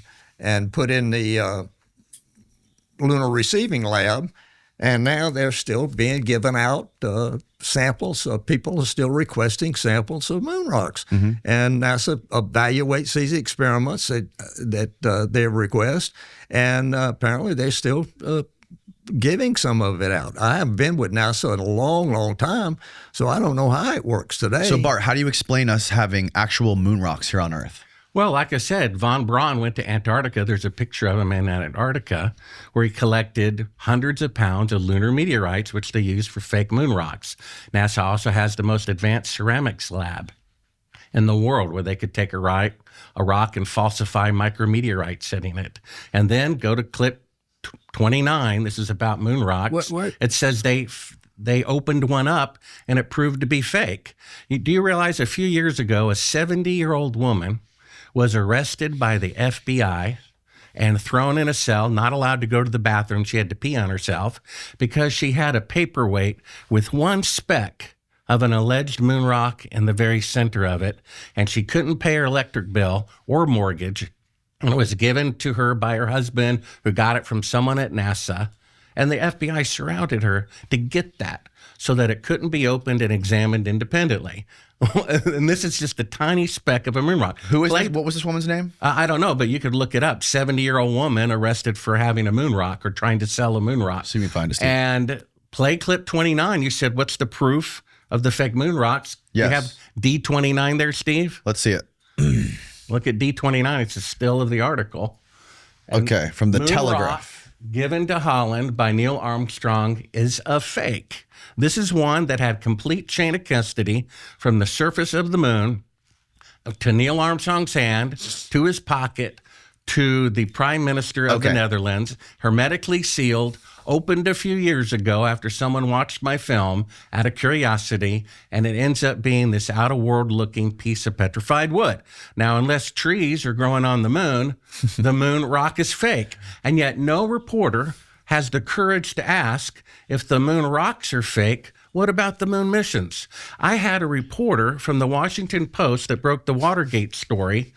I showed him the footage, which we're going to show, of them faking being halfway to the moon, that says don't show to the public at the beginning of it. You're all over the place. Yeah, but we'll get to that. The point is, he agreed that it proved they never left Earth orbit, but he was forbidden to publish it. Okay. We got to stick to one topic. Let's go back to the moon rocks. This piece of petrified wood that you were showing that was given to the Prime Minister of Holland, right? Or I thought it was a Dutch Prime Minister. The same thing. Dutch and Holland. Or okay, Netherlands. I thought it was like the Netherlands, Yeah. right? Correct. Okay. I've heard this story before. I first heard it from you. I also heard a pushback on this, that it was not Buzz Aldrin or Neil Armstrong who gave it to the Prime Minister of the Netherlands. However, it was the U.S. ambassador to the Netherlands that gave him this thing. Well, from my understanding, it went so from... it was not directly from him. Neil Armstrong is the one who said he picked it up. And it was on a visit of him. Said it to who? He visited the Netherlands and gave it to the Prime Minister. Okay, we should find this. He claimed he picked it up and put it in his pocket. Let's find this. Is, Who gave the Prime Minister of the Netherlands the fake moon rock? Who actually gave it to him? So for 40 years, everyone thought it was a moon rock. It was billed as a moon rock, picked up off the lunar surface by Apollo 11. They did a little tour around the world afterwards. He gave moon rocks to various people. He gave one to the Prime Minister of the Netherlands. It was sealed. It was opened up a few years ago. Okay, it was right proven here to be a piece of Bart, right here. wood. It says Prime Minister. Okay, the rock was not given to the Dutch Prime Minister by astronauts, but was instead given to the former Prime Minister William Dries by the then U.S. Ambassador William Middendorf in 1969 during a goodwill tour by the Apollo 11 astronauts. Okay, so the rock was later found to be fake, there. and actually was a piece of petrified wood. Okay, so Neil Armstrong was there at the visit. That's when the rock was given. He claimed he picked it up. The Prime Minister of the Netherlands didn't pick it up. Neil Armstrong picked it up. There he is. Apollo 11 astronauts during. How the do we know? Goodwill tour. We don't know that. Okay, it says it was during the tour. The Okay, Goodwill so tour. either Neil Armstrong or Buzz Aldrin what is claimed your to point? pick it up. So Because you can't figure it out. Hold on, you Bart, claim the moon you gotta rocks put the headphones proof. on, or you can't just keep talking over everybody, bro. It's like it's too much. Okay, I'm sorry. It's too much. His point is that this piece of moon rock that was given to the Prime Minister of the Netherlands during the Apollo 11 Goodwill tour with Neil and Buzz was later analyzed and found to be petrified wood and not a moon rock. That's his evidence that the moon rocks aren't real.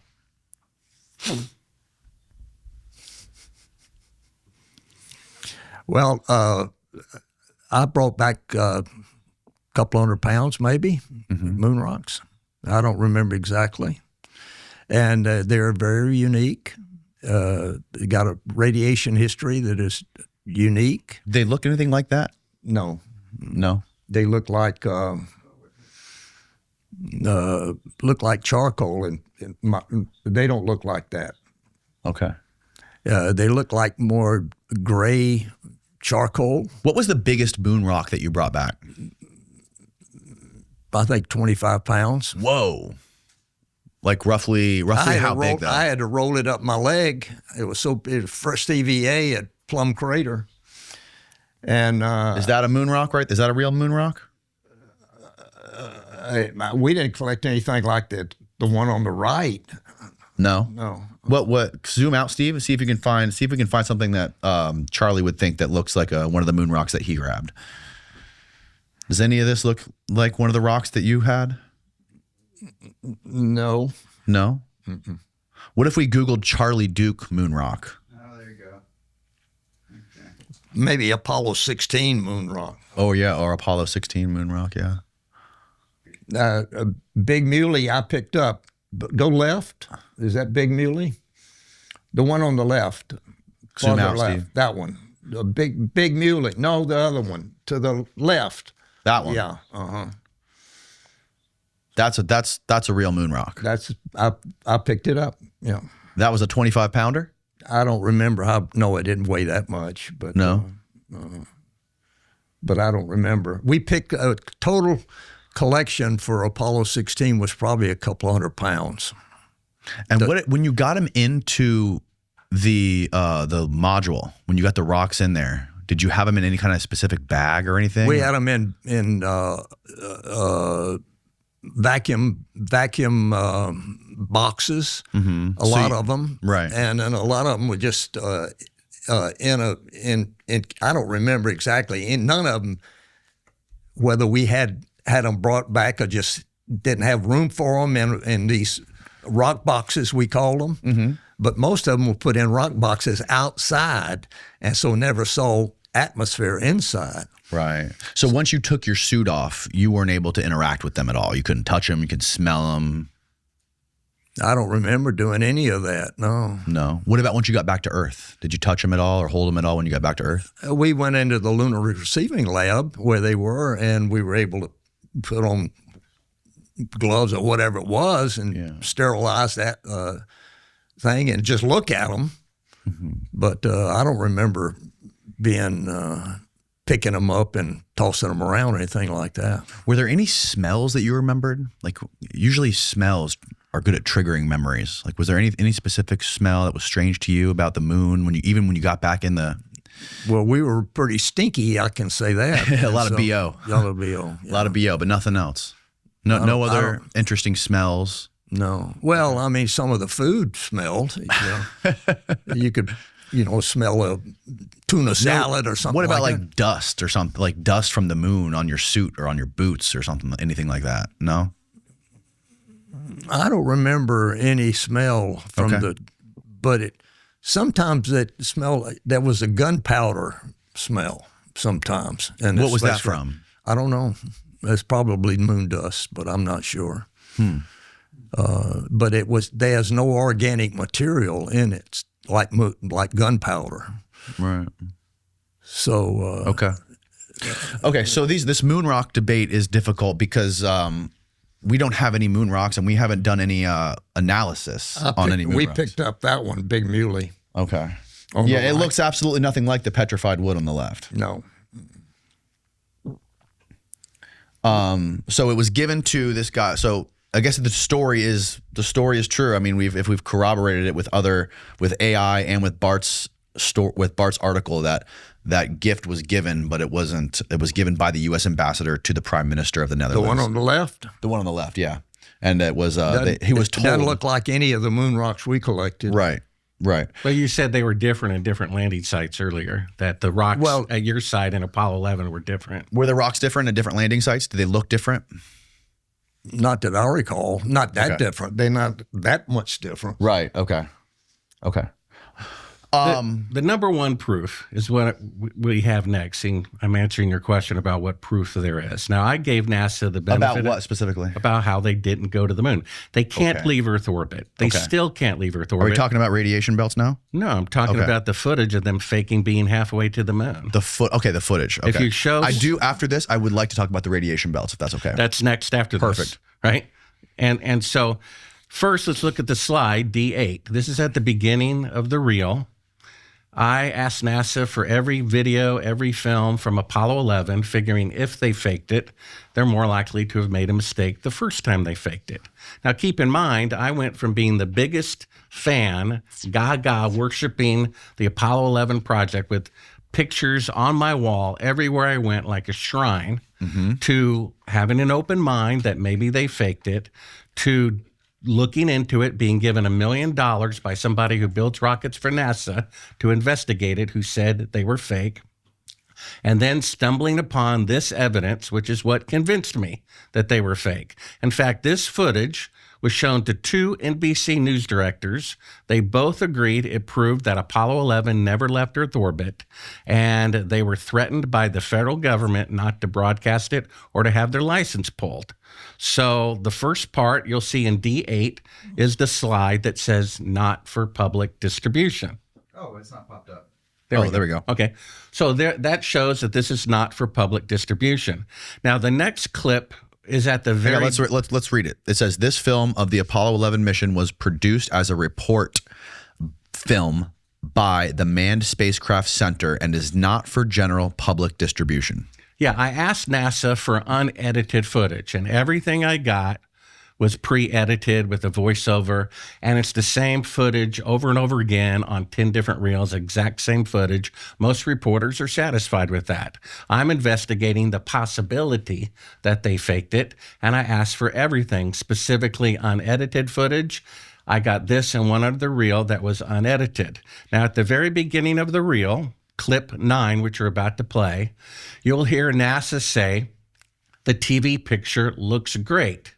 Then there is exactly 4 seconds of dead air. You'll hear a third party that's not NASA, not the astronauts, presumably the CIA.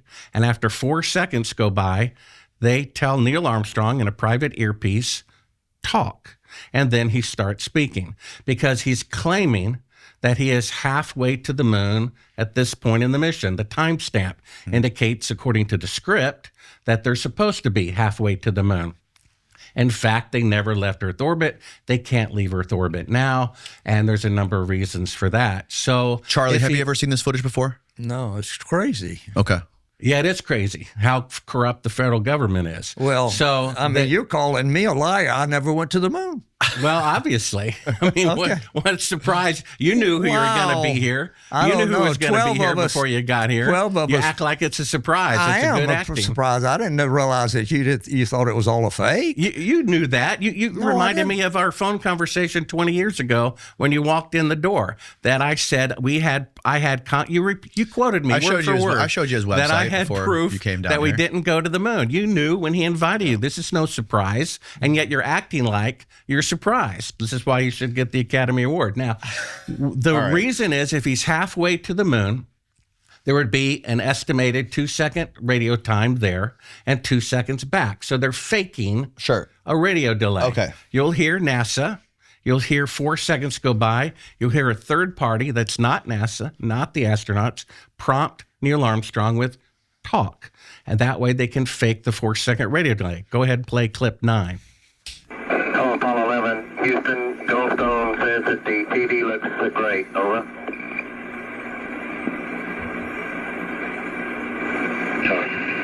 Okay, Roger.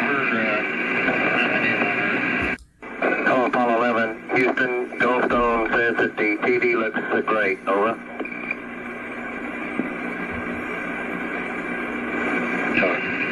Okay, Roger.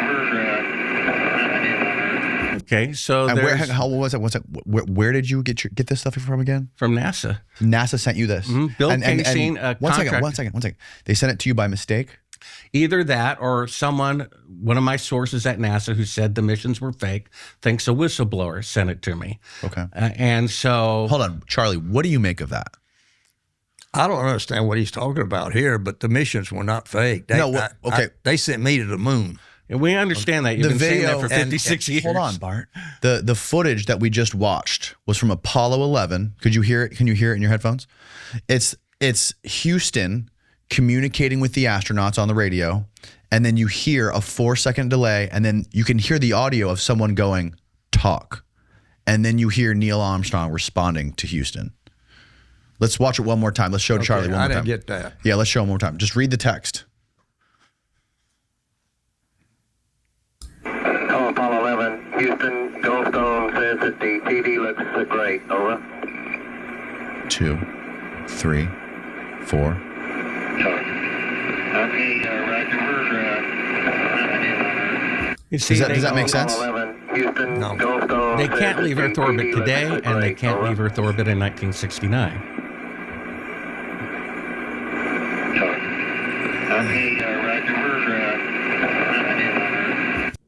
So the footage is footage of the moon, and you could hear Neil talking to Houston, right? In that video clip? Yeah. You could hear them talking.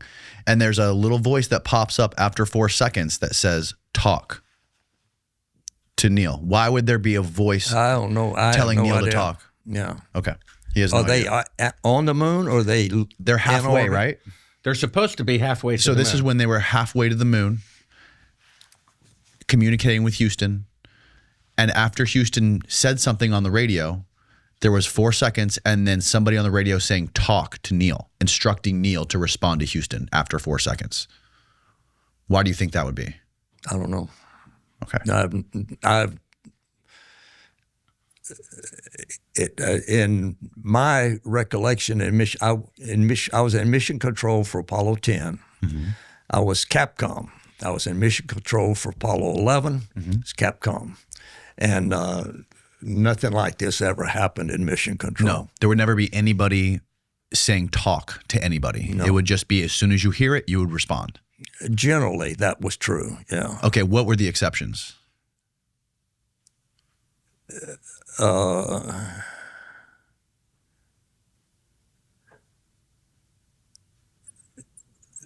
I can't think of any right now, but I mean, say again, Houston, or say you a lot of reasons that mission control had, not mission control, but we had problems, scratchy communication. So if you couldn't understand. Yeah. Okay, I see what you're saying. Say again, whatever. Yeah, except the quality, the EQ of the audio of talk is completely different. It's not, obviously, NASA who just spoke, right. And it's not Neil Armstrong who responded. They're faking a 4-second radio delay to pretend that they're beyond Earth orbit. So this is him. So Bart's position is that video with the voice coming in and saying talk is them trying to fake a 4-second delay. That's part of his argument.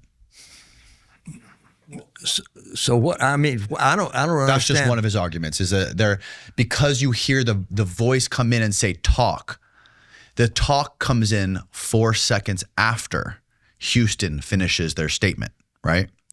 So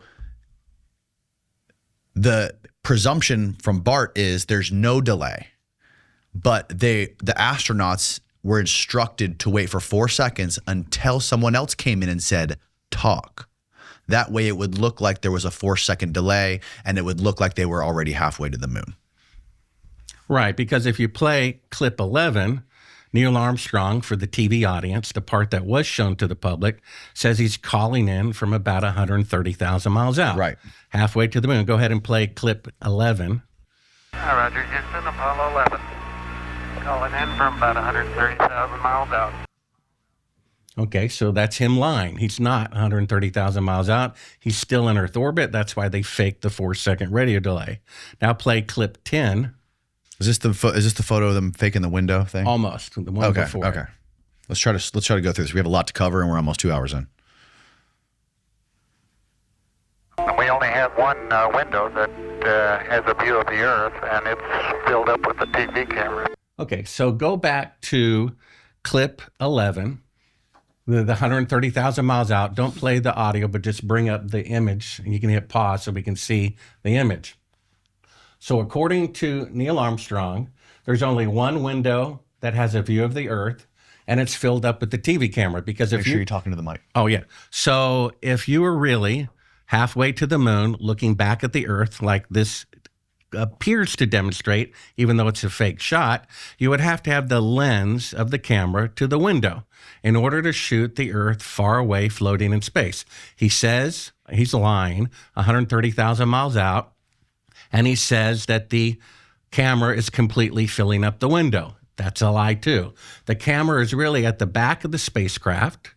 There's about 15 feet between the camera and the window. They've turned out all the lights, which they talk about because they thought these conversations would be edited out. And that's actually the circular window of the spacecraft, outside of which it's filled with the Earth and low Earth orbit. One cinematographer believes they took a transparency, a positive, a slide of the Earth photographed from a satellite and placed it over the window that was backlit by Earthshine. Now, if you play the final clip, the D11, play it all the way through to revealing. So play 11 one more time. There are 2 clips on 11. So this is supposed into the to mic, be... Into the mic. Oh. No, just let it play at normal speed. This is supposed to be the Earth, but that's fine.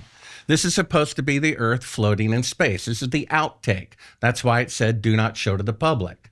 There's Buzz Aldrin removing part of the effect in front of the window. That's a work light. The camera has been at the back of the spacecraft the entire time. The iris is opened, and you can see the real location and the very bright Earth out the window. They just faked being halfway to the moon. My critics agree. That is them faking being halfway to the moon. 2 NBC News directors agree. That is them faking being halfway to the moon. And they were told by the federal government if they broadcast it, they would have their license pulled. So go to Sibrel.com. All of these clips can be seen there for free. This is what convinced me. I gave NASA the benefit of the doubt for as long as possible. And when I saw this, they are faking halfway to the moon. So if you could really go to the moon, why would you be faking any of it? And if you're faking being halfway to the moon, it's because you can't go halfway to the moon. And what a surprise. 56 years later, they still cannot leave Earth orbit. Only mannequins can. And we'll go on to why next, which is the Van Allen radiation belt. All right, hold on. Let's put a pause there. So, Charlie, on your trip on Apollo 16, did you guys ever turn around and take film or footage or any photos of the moon, or I'm sorry, of the Earth when you were about halfway? I'm sure that we did. I don't remember specifically, but we were. If you were to take a video or a film of the Earth on your way to the moon, how would you do it? Well, you turn a window to the Earth, and there was I had a window right up here, which was a triangle. I had a window right over here. And in zero gravity, you had to hold a camera up to the window, towards the window, and the objects you had out there. So you could do it from any window. It depends on how you oriented the spacecraft. So, okay, so you would be able to orient the spacecraft while you're traveling to the moon to line up a window with the Earth. Yeah, sure. Okay, and so roughly how big is that spacecraft? How big is the interior? Less than if I'm in my couch, I can reach out and touch in my suit, and I could reach out and touch the side of the spacecraft. Okay. John Young on liftoff, it was Mattingly. He was touching my shoulder, and on the other side, he was touching John's shoulder, and John was reaching out and touching the side of the spacecraft. But the command module, hold on, roughly, the command module. Yeah, the command and service module were coupled together, so there was actually more depth than that. Okay. No, not in the spacecraft. It wasn't.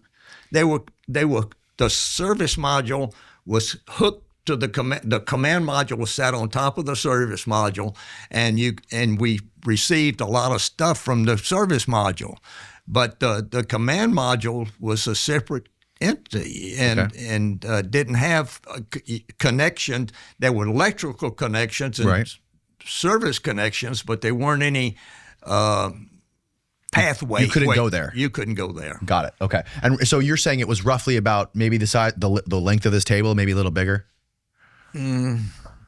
Probably this table probably wider than the Apollo spacecraft was. Okay, and but so depth-wise, about the table. So when you were, let's just say hypothetically, you're on your way to the moon on Apollo 16. You look back, you want to take a shot of the Earth at halfway, right? You're halfway to the moon. How would you position the camera inside the spacecraft to shoot the Earth? First off, you have to get a window looking at the Earth. Right. Okay. Right. And you could get the window. You face the Earth. There was a triangular window here and a window here for me. What was the shape of the other window for you? I think it was sort of a triangular shape. Triangular shape. Okay. Anyway, you could get up there with a camera and just look out. And if the spacecraft was not rotating the held position, then you could just reach out and just start taking pictures with your Hasselblad or the 16 millimeter camera we had. We didn't waste film though. And you would put it basically right smack dab up to the window? No? Sometimes you would. Okay. Okay. Depends on what you were trying to look at. If the Earth was out there and you wanted to get right close so you could see the whole of the Earth, you would. You could get back and you could still see the Earth out there, but it was like you were looking through a 4 foot of air in a spacecraft, so you'd want to get up right next to it to get a good picture. Window. Yeah. Right. And how fast was the craft moving at that point? Halfway? It varied. Roughly. Well, it took 72 hours to get to the moon. It's 200 and something thousand miles. So on average, it 3,000 miles an hour. 3,000 miles an hour. Okay. Okay. So this footage is, as Bart described, from Apollo 11, and they have the camera. Steve, do you have a rendering of the spacecraft? Yeah. Give me a second. So we downloaded a 3D render of the interior of the spacecraft, and I want to see if it's accurate, first of all. This is it. So this was created by the Smithsonian. And it's supposed to be a perfect 3D render. Does that look right? That's the hatch right there. Yeah, that would be the hatch. And there was a window, and on the right side, I had a window. Well, on this side, wait a minute. I think we were in this. I would be on the other side. So he was on the left side. Which Apollo mission is this rendering of? Do they have different ones for every Apollo? No, it's all the same. They're all the same? Which is the This number is one specifically window? Apollo 11. This is specifically Apollo 11. Okay, so this would have been the same craft they were shooting from in that video that you provided. Okay, so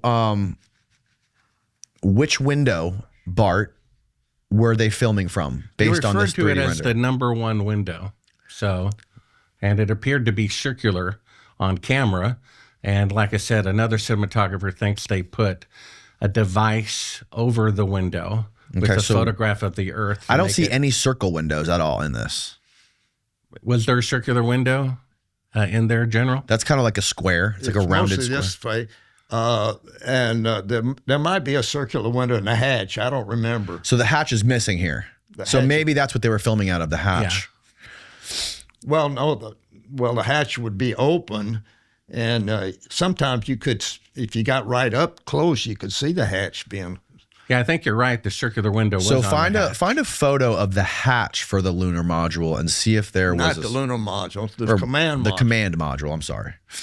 Well, we already have them claiming that the camera's up against the window when in fact it's at the back of the spacecraft. Okay, so We there's have the hatch. It is video a circle. of them It's a circle window. breaking down. I mean, you look at it where he says he's 130,000 miles out, and the second half of it, where they start fiddling with their hands in front of the window, it's the same shot. They claim it's 130,000 miles out, and then the moment later, you see it's the window being made up to look like the Earth floating in space. Go back a couple of seconds. So you can, okay, stop. halfway. Pause it right there. Pause it right there. So Charlie, move the guy out of the way of the window so we can still see the interior of the spacecraft. So that window straight ahead, that's got like light glaring through it. It's circular. It looks circular. That's circular, right? So that would be the hatch, right? That's the hatch. That's the hatch.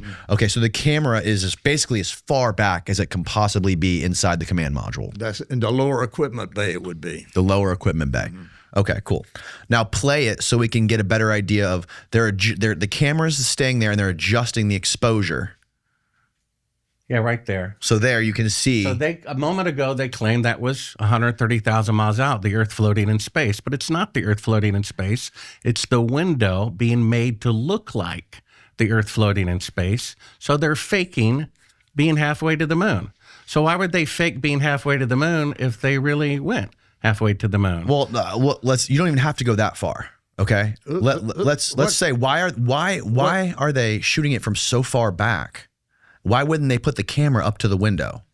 We did at times, but sometimes you just want to look at the inside and what the guy's doing. But right, so but if you go on back, the other side of the spacecraft. Understood. But if you go back, they're showing it with the entire interior blacked out. Steve, if you rewind it. Yeah, that's so that he can get exposure of the well, if the you got, rewind it. If you got the outside, if you got the windows not open but uncovered, you're going to get light reflected from the Earth and light from the sun into the spacecraft. Right. So go to the beginning. Go forward a little bit more so it just shows you. So see, they're filming it. They claimed that was the Earth floating in space. It looks like they're trying. Do you understand why Bart thinks they're trying to pull some sort of camera trick? They're trying to. It looks like right now, if you paused it right here and you showed that to me or any other dum-dum like me, you would think that the black is just space, right? And that's just the Earth floating in space. That's what it looks like to me. So hit play. Now, and he's saying while they're filming it that they're 130,000 miles out. Which is not true. So there's the Earth. Allegedly. So it's like, wow, look how small the Earth is, way floating away in outer space. And it's pretty incredible. And then this is the same, this is not cut. This is same footage. And the camera's sort of wobbling. There's something weird in the top left corner, maybe a light. It's a work light that they diffused so it wouldn't throw light on the spacecraft walls. Now it's like, now there's something moving in between the camera lens and the window. Yeah. So it's not space. It's just the interior of the spacecraft. It's right. It's the window of the spacecraft being made to look like the Earth floating in space. Right. So if they are trying to pull a camera trick here, Bart, now look, you see the window's totally blown out. That's what it would look like. Right. Okay. They had the iris closed during the other one. The hatch, that's the hatch window. Mm-hmm. And then there's another triangular window. Yep. And there was one on my side. There was another. I forgot exactly what the space was, but there was windows right here, and I could look out that window. Mm-hmm. And there was on the other side, there was a docking window. You looked out when you had to dock, and it was I forgot exactly the shape, maybe an oblong rectangle or something like that. And then there was a round hatch window, and then there was a window on the left. I could look out I was on the right side, and I could look out a window. It was right there. And John Young had a window on the other side. And there was a hatch window above us, and there was two windows up in beyond the in the lower equipment bay. Mm-hmm. So Steve, go back to where it's exposed for the interior. So right there, that's the hatch window. Yeah, the round one. Is that how bright? Okay, move the hand.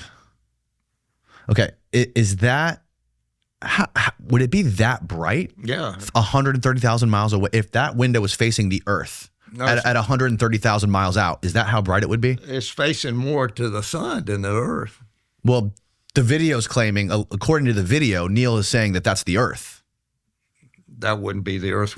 That would not be the Earth. That picture's not the Earth. No. Well, it is the Earth. That's the reflection off of the Earth. That's Earth shine. Well, this is kind of incredible because he's saying it's not the Earth. Well, it is. And clearly they just faked being halfway to the moon. Well, the video is because they're in Earth orbit. That's the Earth out the window. It's filling the entire window. Right. But listen, Charlie just said at 130,000 miles out, that is not what it would look like. Okay. This video clearly is Neil Armstrong saying they're 130,000 miles out. Mm-hmm. Yeah, I understand. It's a fake shot. So that's why Bart believes that there's something weird going on. So if they were in Earth orbit, wouldn't you see the Earth moving by super fast, like clouds moving by? You would see land moving. They would be flying. If you look at footage that's why David Percy, a cinematographer, award-winning BBC cinematographer, said they took a photograph from an unmanned satellite, and they had like a positive, or kind of like an X-ray, but a color print that was translucent, and they put it over the window.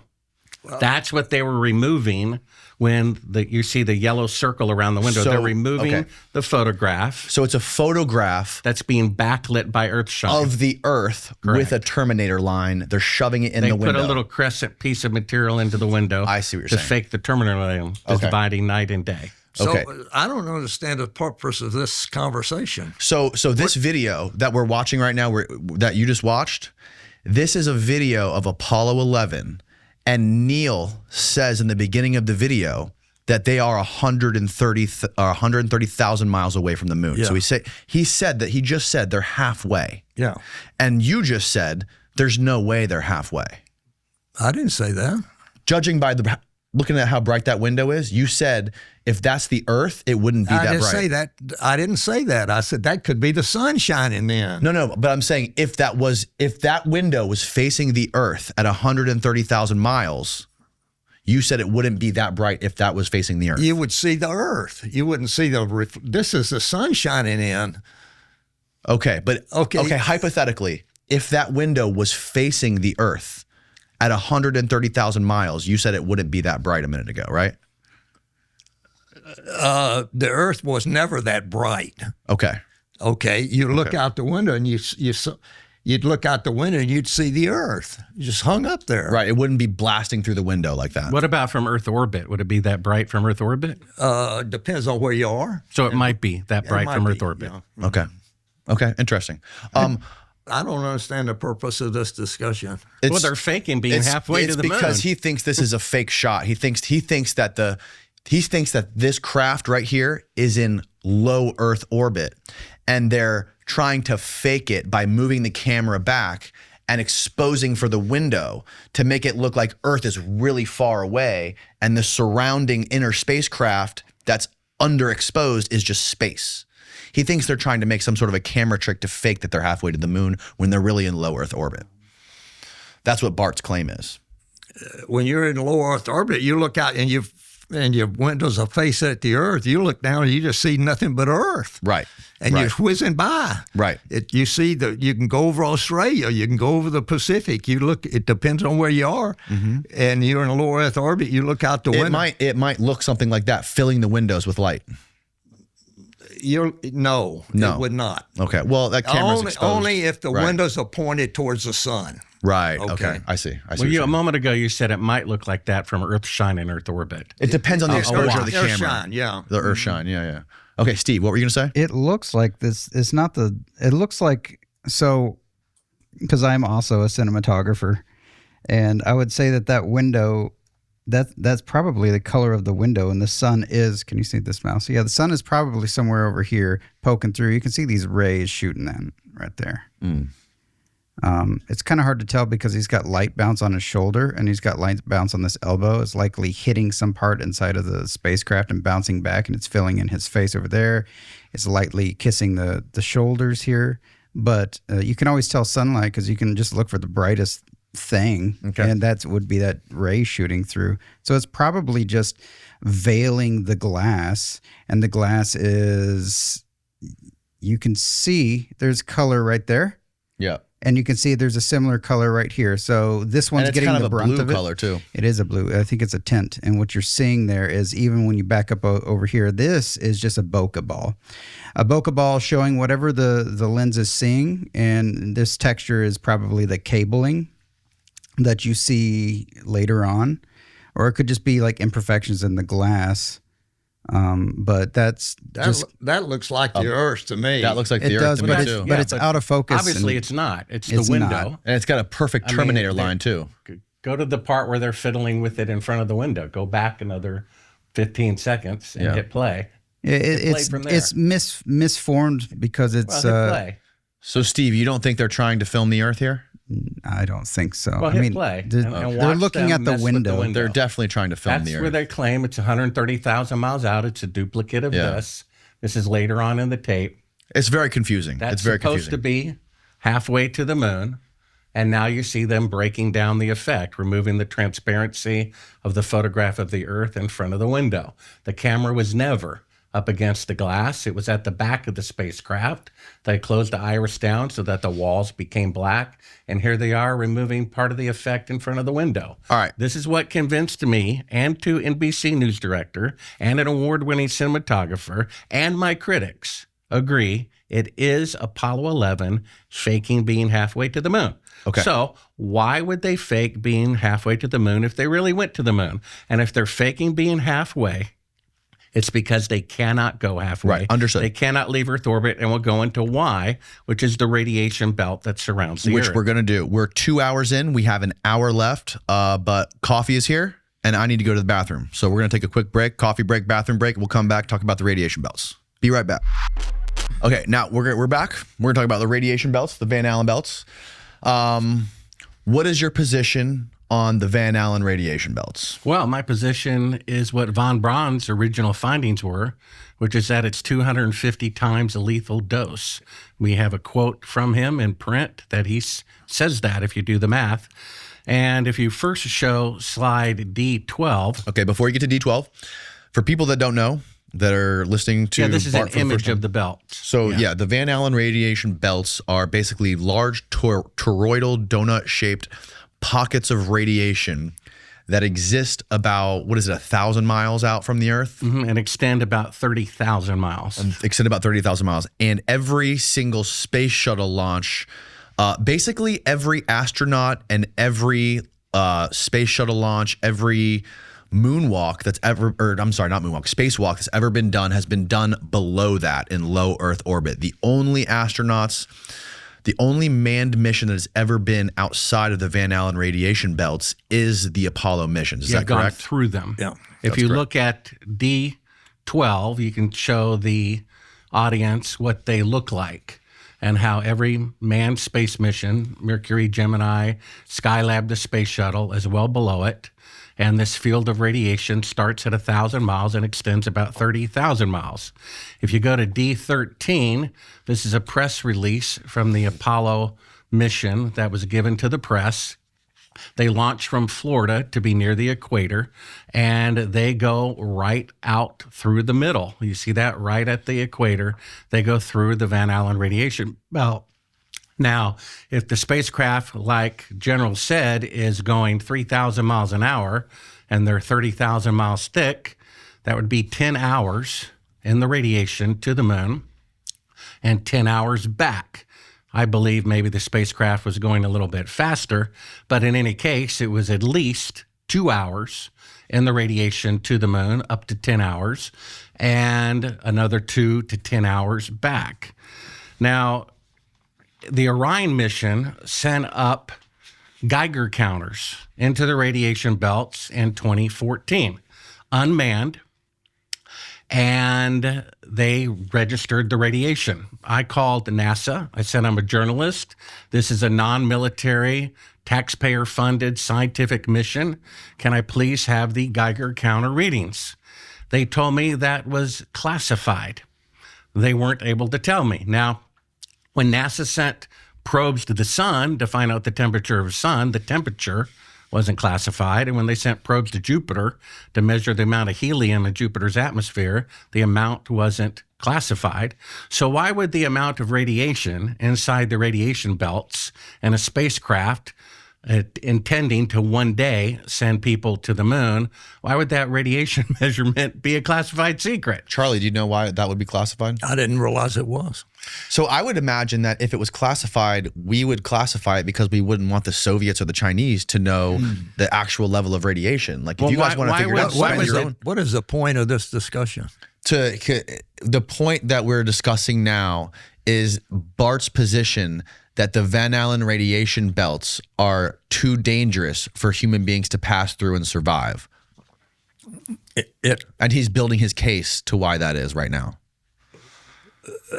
Well, you have to accelerate to 25,000 miles an hour to get out of Earth orbit. Okay. I thought you said it was 3,000 miles an hour. Let him talk. He said he was at 3,000 when they were halfway. Sorry, Earth's slowing you down.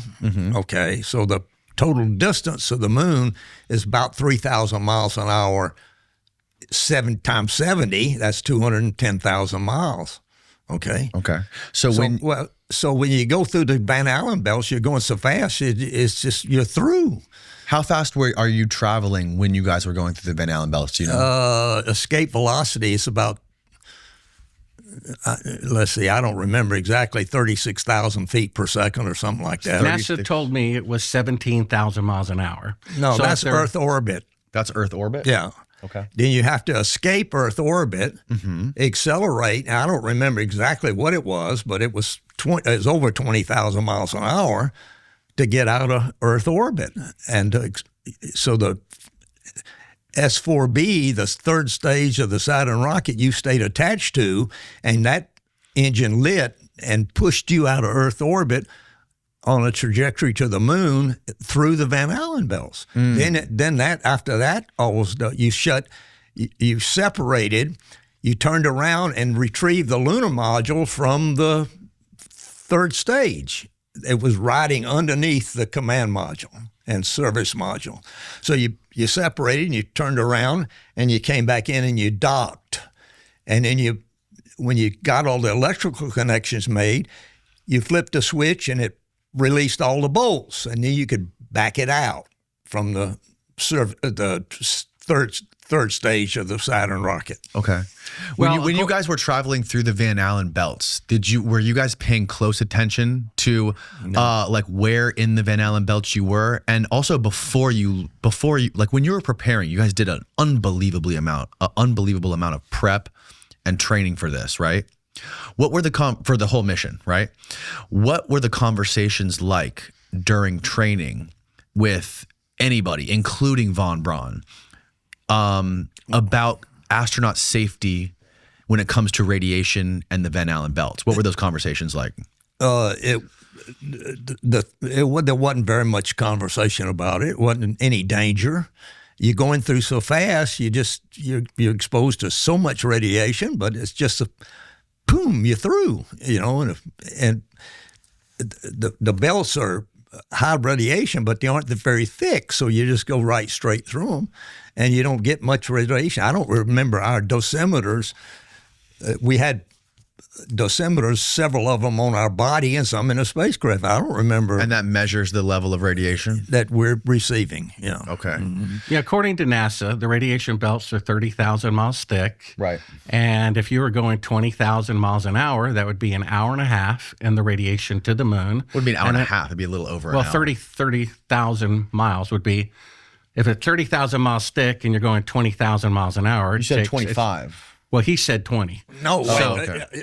Well, and you start out at 25,000 miles an hour, but you slow down. Earth gravity slows you down. At the time you're traveling through the Van Allen belts, through the outer part, the thick part of the Van Allen belts, how fast would you be going? I don't remember exactly.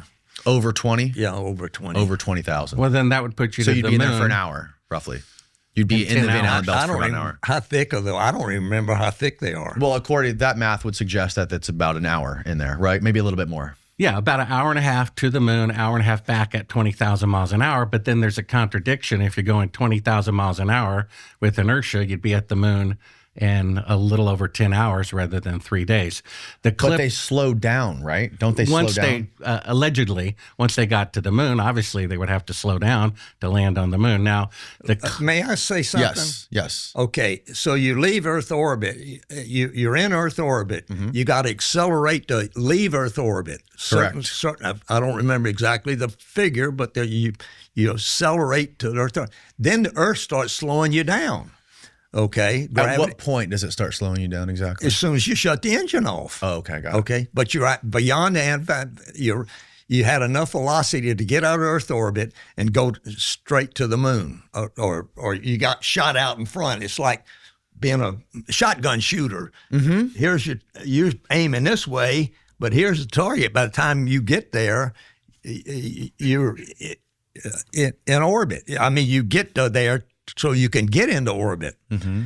I lost my train of thought now, but it was never a problem with us about being in the Van Allen belts. You go through so fast, you don't get that much radiation. So you guys never had a conversation about what trajectory to take through the Van Allen belts, because they can be thinner at the top and they're wider at like the equator, right?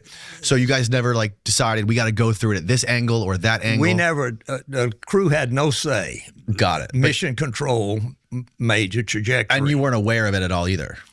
Yeah, we knew when we were going through the Van Allen belts. Oh, you did know when you were going through the Van Allen belts. Okay.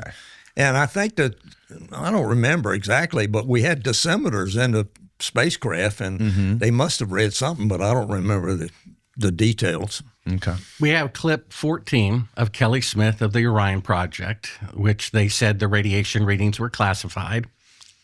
Here's a video of a new generation of NASA astronauts. We saw one saying they intentionally destroyed a technology for the first time in world history. And here we have the young guy in his 20s saying that the belts are dangerous radiation and the technology to go through them has not been invented yet. And this is from 2004. This video he's about to play is from 2014 during the build-up to the Orion missions, right? Mm-hmm. D14. We are headed 3,600 miles above Earth, 15 times higher from the planet than the International Space Station. As we get further away from Earth, we'll pass through the Van Allen belts, an area of dangerous radiation. Naturally, we have to pass through this danger zone twice, once up and once back. We must solve these challenges before we send people through this region of space. We must solve these challenges before we send people through this region of space. We must solve these challenges before we send people through this region of space.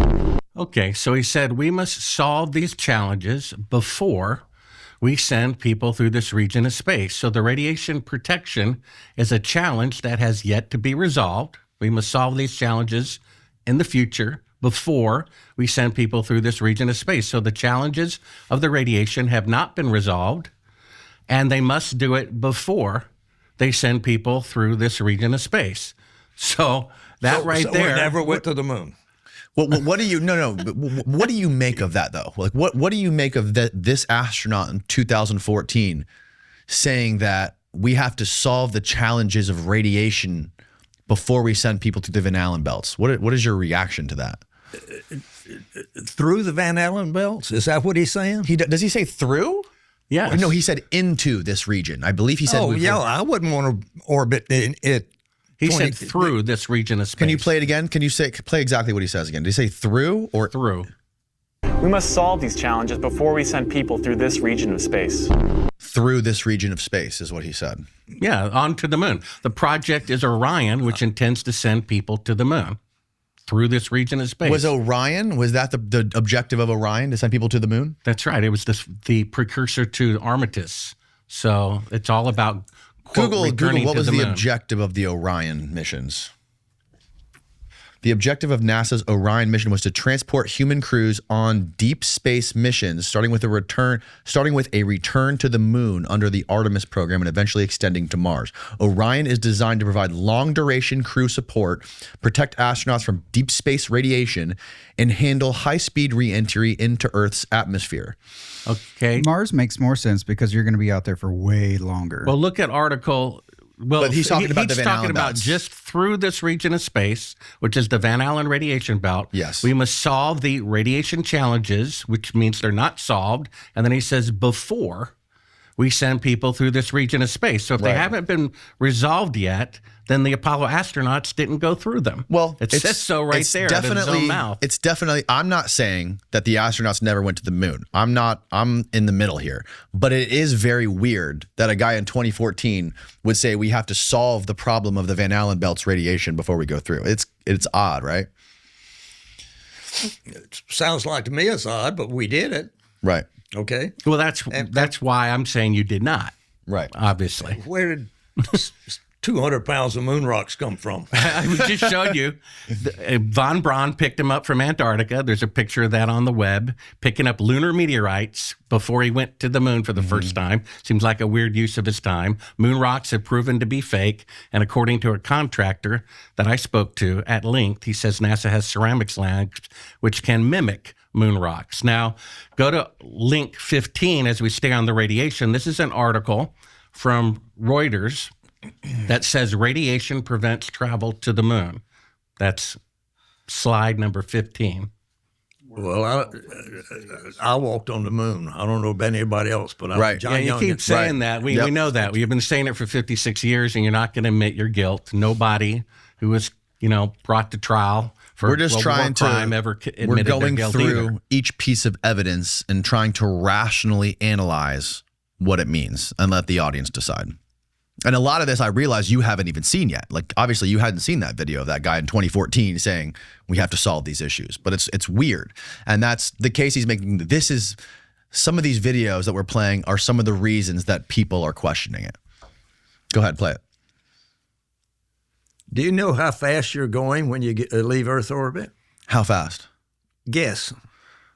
Well, 25,000 miles You said per hour. 3,000 miles. You said 20,000 No, miles. he didn't. You He said, no, 25,000 miles. Bart, he did not. He said that they were going 25, I think 25 or something like that, or 30 when they were leaving Earth orbit, and then they slow down, and there's different speeds along the pathway, along the journey. Okay, well, let's read this article heading and what's highlighted. You leave Earth orbit. I think it was 25,000 miles an hour. You accelerate to 25,000 miles an hour.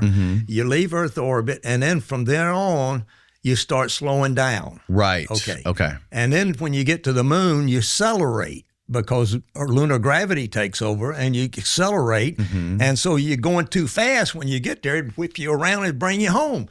So you put the engine in the front, right? And you point in the direction you've come from, and you burn the engine 6 minutes or so to slow down to get into lunar orbit. Okay, so at 25,000 miles an hour, inside something 30,000 miles thick is over an hour. No, 15 minutes. you're not going that fast when you get to the moon. Okay, but you said you went through the Van Allen radiation belt at 25,000 miles an hour, but then you slow down. Okay, but that's not the issue. The issue is you were inside the belt because they're 30,000 miles thick for over an hour. An hour and 15 minutes going to the moon and an hour and 15 minutes coming back. Would anyone survive getting an X-ray for an hour and 15 minutes? Charlie nonstop? survived. Well, if first of all, that's one of the reasons why he didn't. Read this article. What's keeping us from Mars? Space radiation, says expert. You want to read that? Because you're blocking me. What does it say? Let's see. I can't see because of the play thing. Go ahead. Take it from the top and hit play. It says Washington Reuters by Maggie Fox, health and science editor.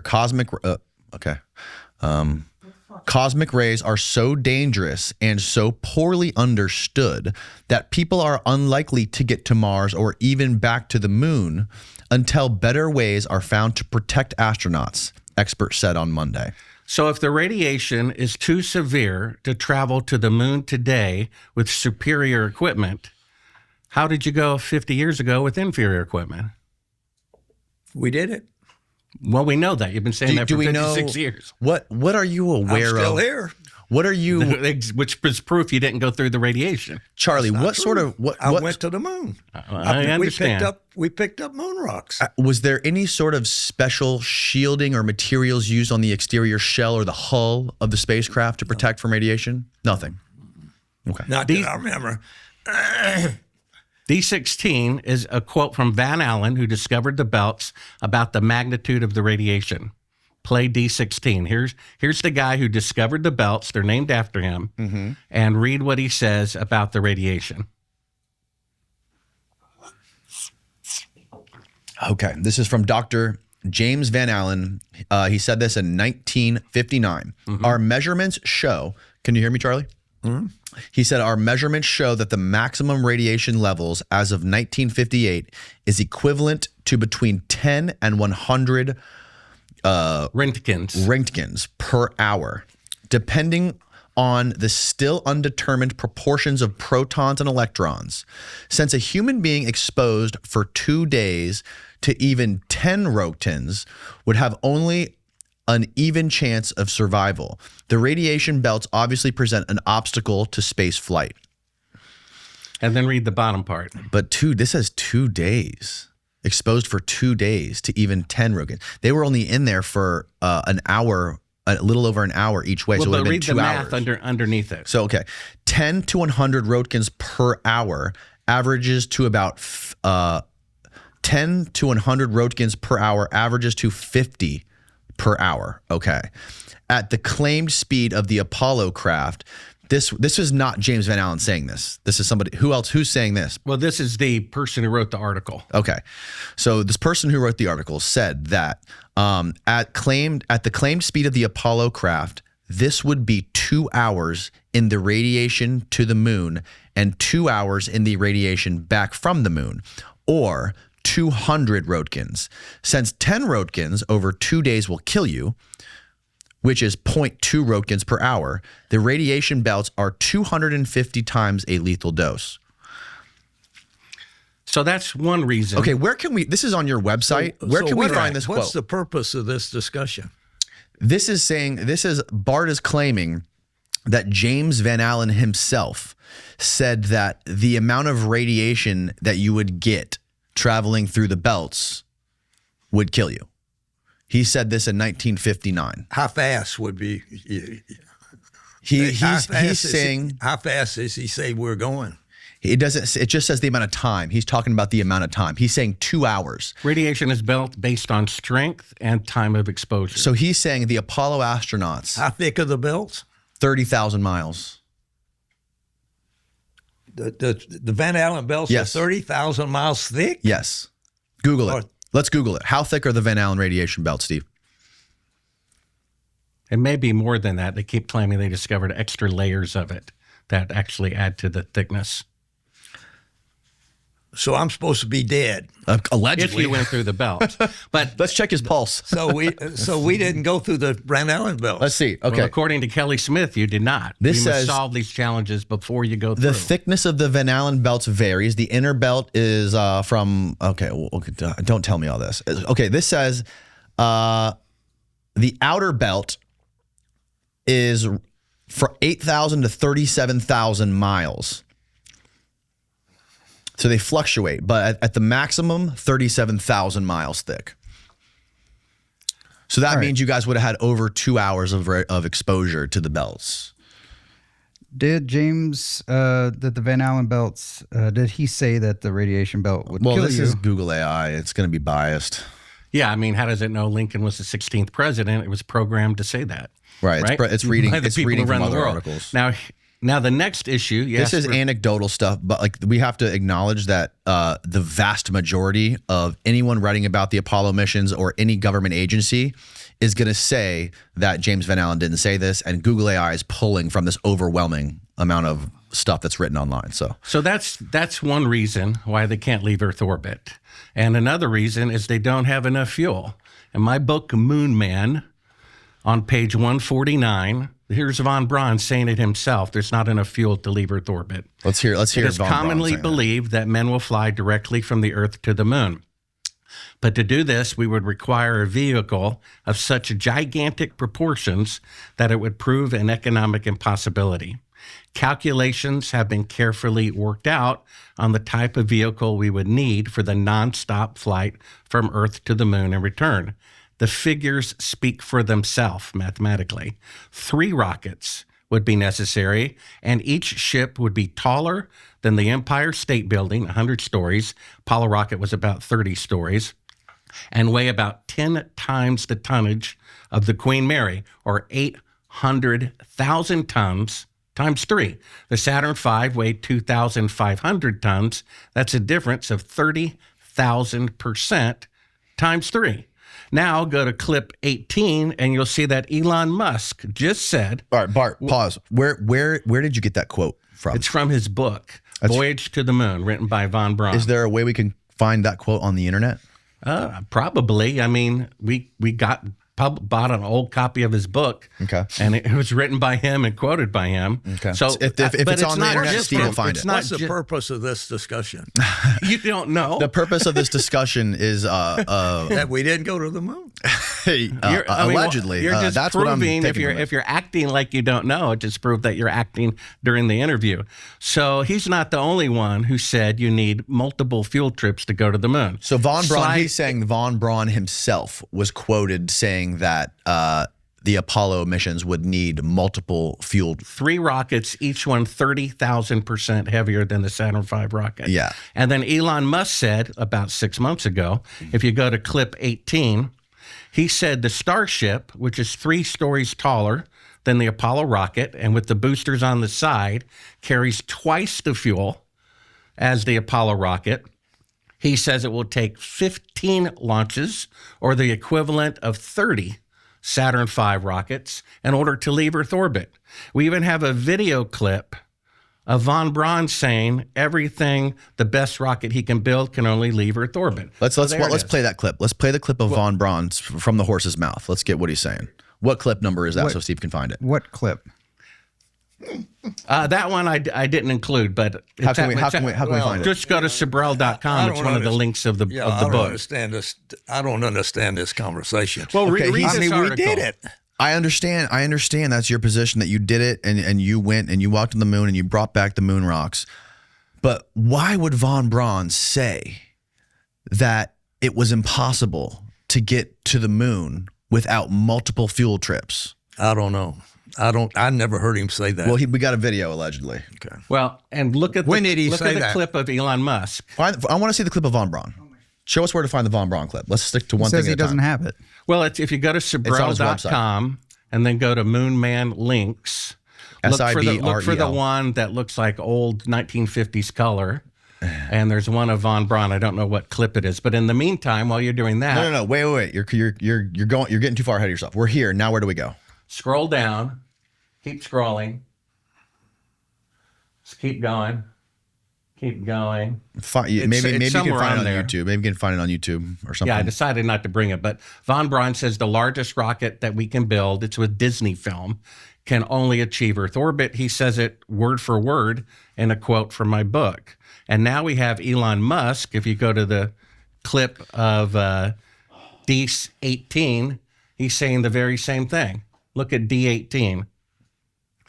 Read this headline and read the highlighted part. Okay. This is a headline from spacepolicyonline.com. Okay. At least 15 Starship launches needed to execute the Artemis 3 lunar landing. SpaceX will need to launch at least 15 Starships to execute the Artemis 3 lunar landing, NASA said today. So NASA said. So SpaceX will need 15 Starships to execute it, says NASA. Right. And Starship they carry twice the fuel. Starship cannot fly directly to the moon, but must refuel in Earth orbit before setting out for deep space. Yeah, that's what the clip of von Braun says that I didn't include, that you can go to the moon if you do multiple trips of fuel and ferry the fuel first. Mm-hmm. And now, you're going to love this next clip. Go to clip 19. This was said less than a year ago by a rocket scientist who works with NASA. And he says it's going to take possibly more than 15 trips of fuel in order to leave Earth orbit and go to the moon. So we did do it. It's what you're saying. I don't know why you Go ahead, keep play it. acting surprised. Go ahead, play it. You're just proving you're acting. You know, you came in here and reminded me of a phone call we had 20 years ago when I said I have proof we didn't go to the moon when I found the footage. So, okay, who's this guy? Issues in how people communicate about it. Like there's some architecture problems that people are unwilling to talk about these days because of how they got there politically. And I was like, you know what? I just want to go say the thing that nobody's saying. So that's what I decided to do. Now, a lot of people I respect, when I was doing my research and asking these questions, they said, be careful, Destin. If you say certain things, this might change your relationship with NASA forever. And I thought about it, and I decided, you know what? This is the truth, and this is what needs to be said. I did not understand until this week, when I really thought I was going to embarrass myself in front of you guys, and then decided to further embarrass myself in front of you guys. I didn't realize that in order to get the human lander to the moon, we have to launch a bunch of additional rockets to tank up in low Earth orbit. I didn't know that. And I'm like, well, how many rockets do we have to do that with? And they're like, 6. And then I start, because I... Who is this? He's a rocket scientist building rockets for NASA. What's his name? I don't know. That's would be important That to know. that guy, he's a YouTuber. He has a channel called Smarter Every Day. Smarter Every Day on YouTube. Okay, so he's saying it's going to take multiple. Let's finish playing the video. Yeah. I know people. I start calling people. I was like, dude, really, how many rockets is it? They're like, well, boil off. And okay, so I was like, some people were like, well, it's looking like 8. I was like, 8 rockets? We have to fire 8 rockets to fire 1 rocket to the moon? And then they're like, I mean, that's what they're saying, but it's probably more like 12. Really? And then I was like, you know, I'm an engineer. I know how to do this stuff. So I started to account for like nominal schedule slip and boil off. And this is how many rockets it's going to take to fuel up that thing to get it to the moon. I've done the math. If you had any questions. I found the Von Braun clip. It's D17 there, Steve. Okay. Von Braun says the biggest rocket you can build can only achieve Earth orbit.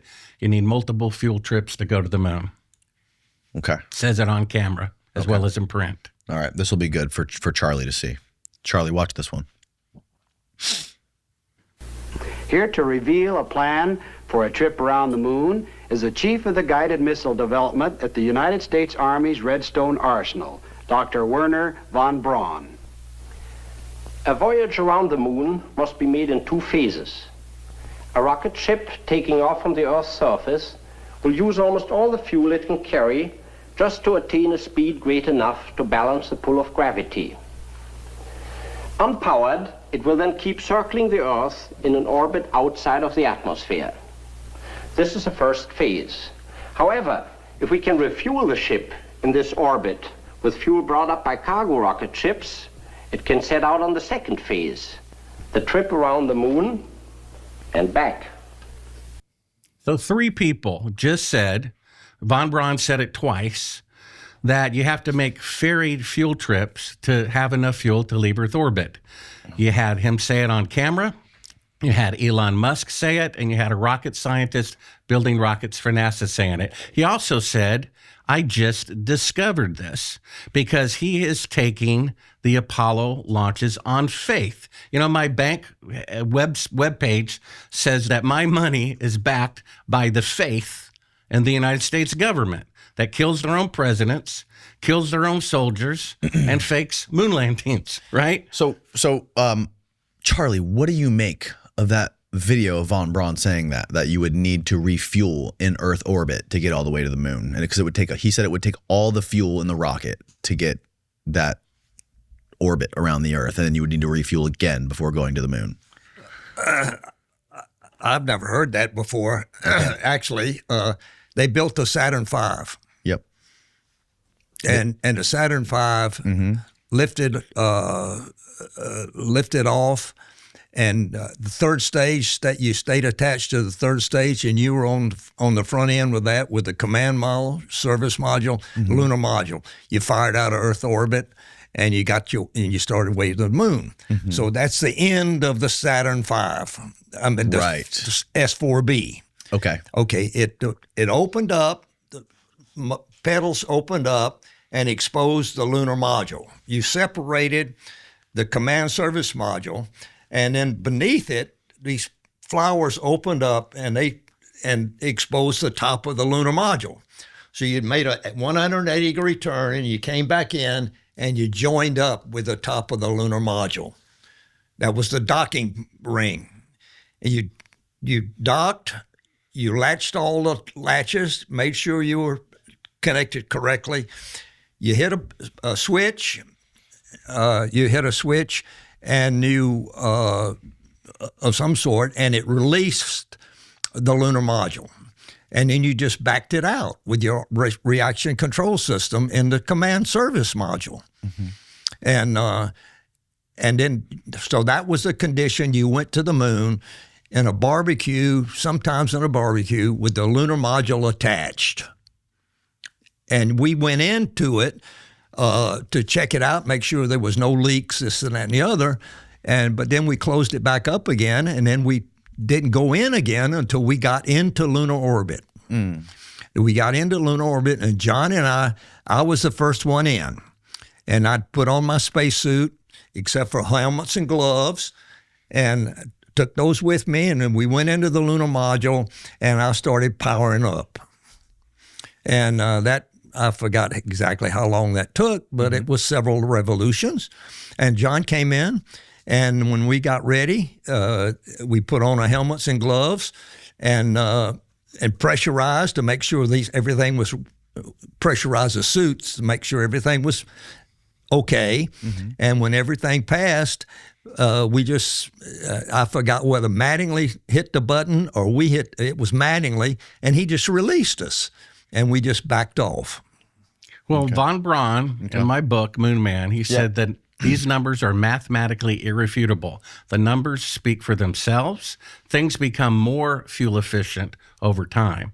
So it's taking a tremendous amount of more fuel to go to the moon now than in 1969. Von Braun said it's impossible twice, once in writing, once on camera. Elon Musk, with a rocket that carries twice the fuel of the Apollo rocket, says that you cannot go unless you make 15 fuel trips first, which is an equivalent of 30 Saturn V rockets. And we just heard a rocket scientist say he may get in trouble with NASA for saying this, but it's going to take 15, 20, up to 28. I counted all of them in the graphic. 28 clips to go to the ships to go to the moon.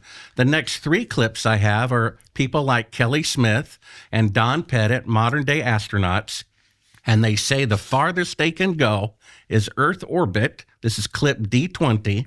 And they hope to eventually go to the moon. Play D20. It's real short. Bart, when it comes to what's the point of this discussion? We did not go to the moon? You're just digging your hole deeper every time you say that, General. So, Bart, when it comes to wait. Yeah. So Apollo was all faked. According to Bart, yes, it was all faked. It was a big propaganda campaign during the Cold War. And so we had 260-something pounds of moon rocks that were brought back. They're all fake? I guess Bart hasn't seen them, hasn't analyzed them.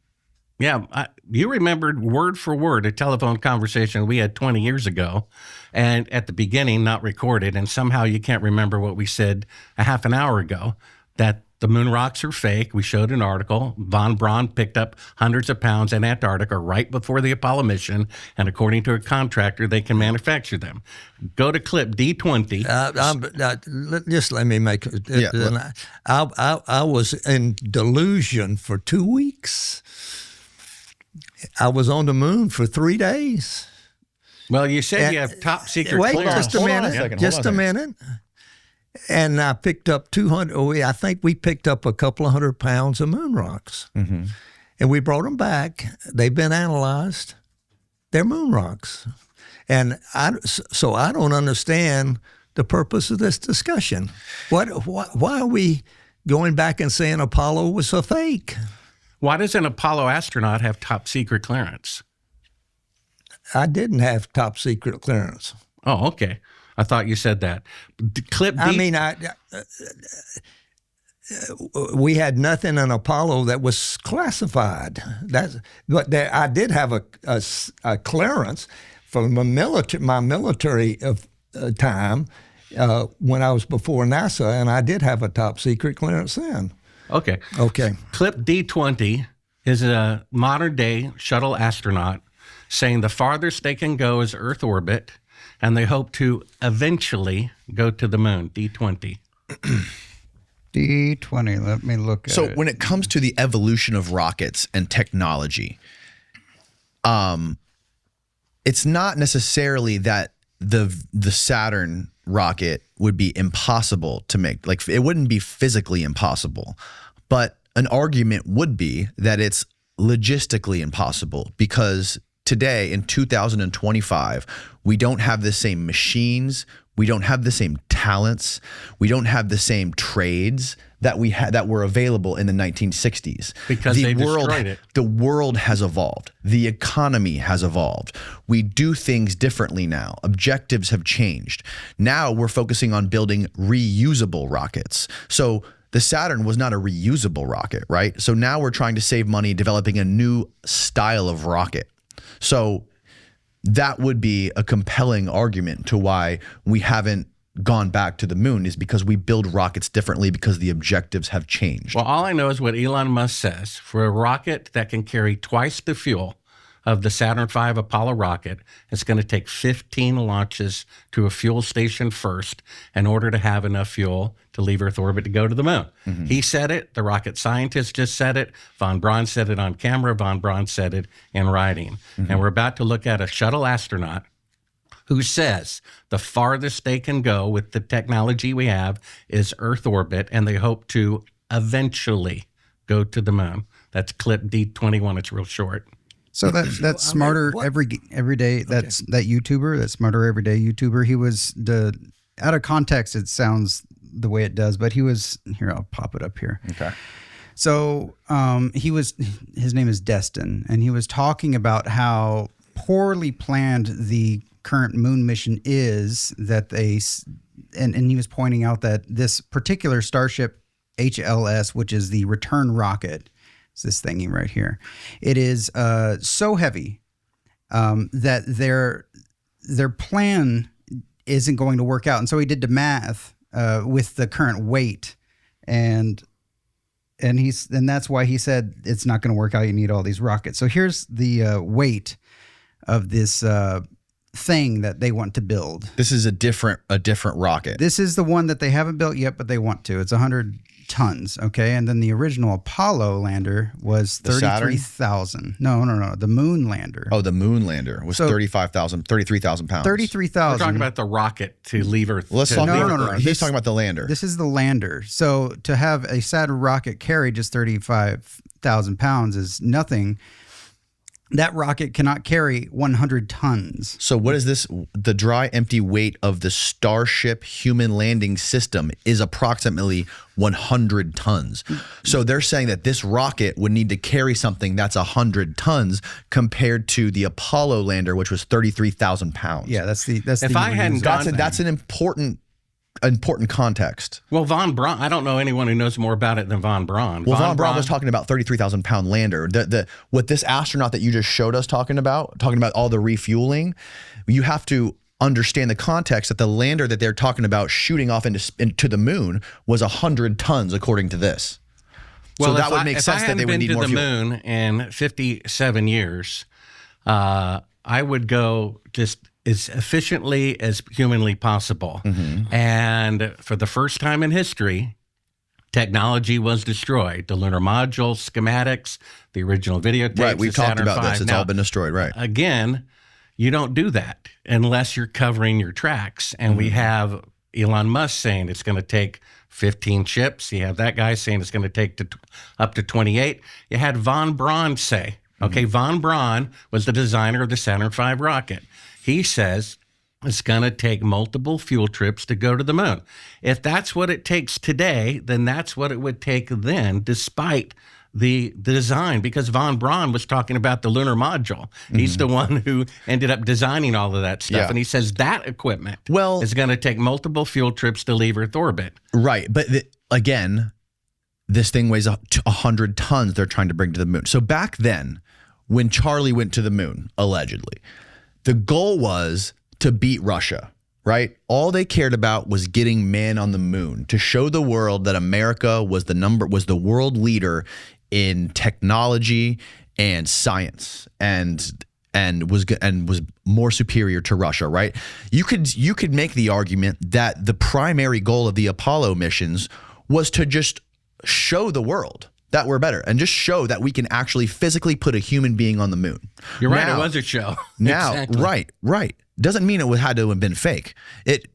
What it could mean is that we just wanted to get people on the moon no matter what. We could do it with the most efficient, light equipment possible. Now, if we wanted to go back today in 2025, we would have a different objective.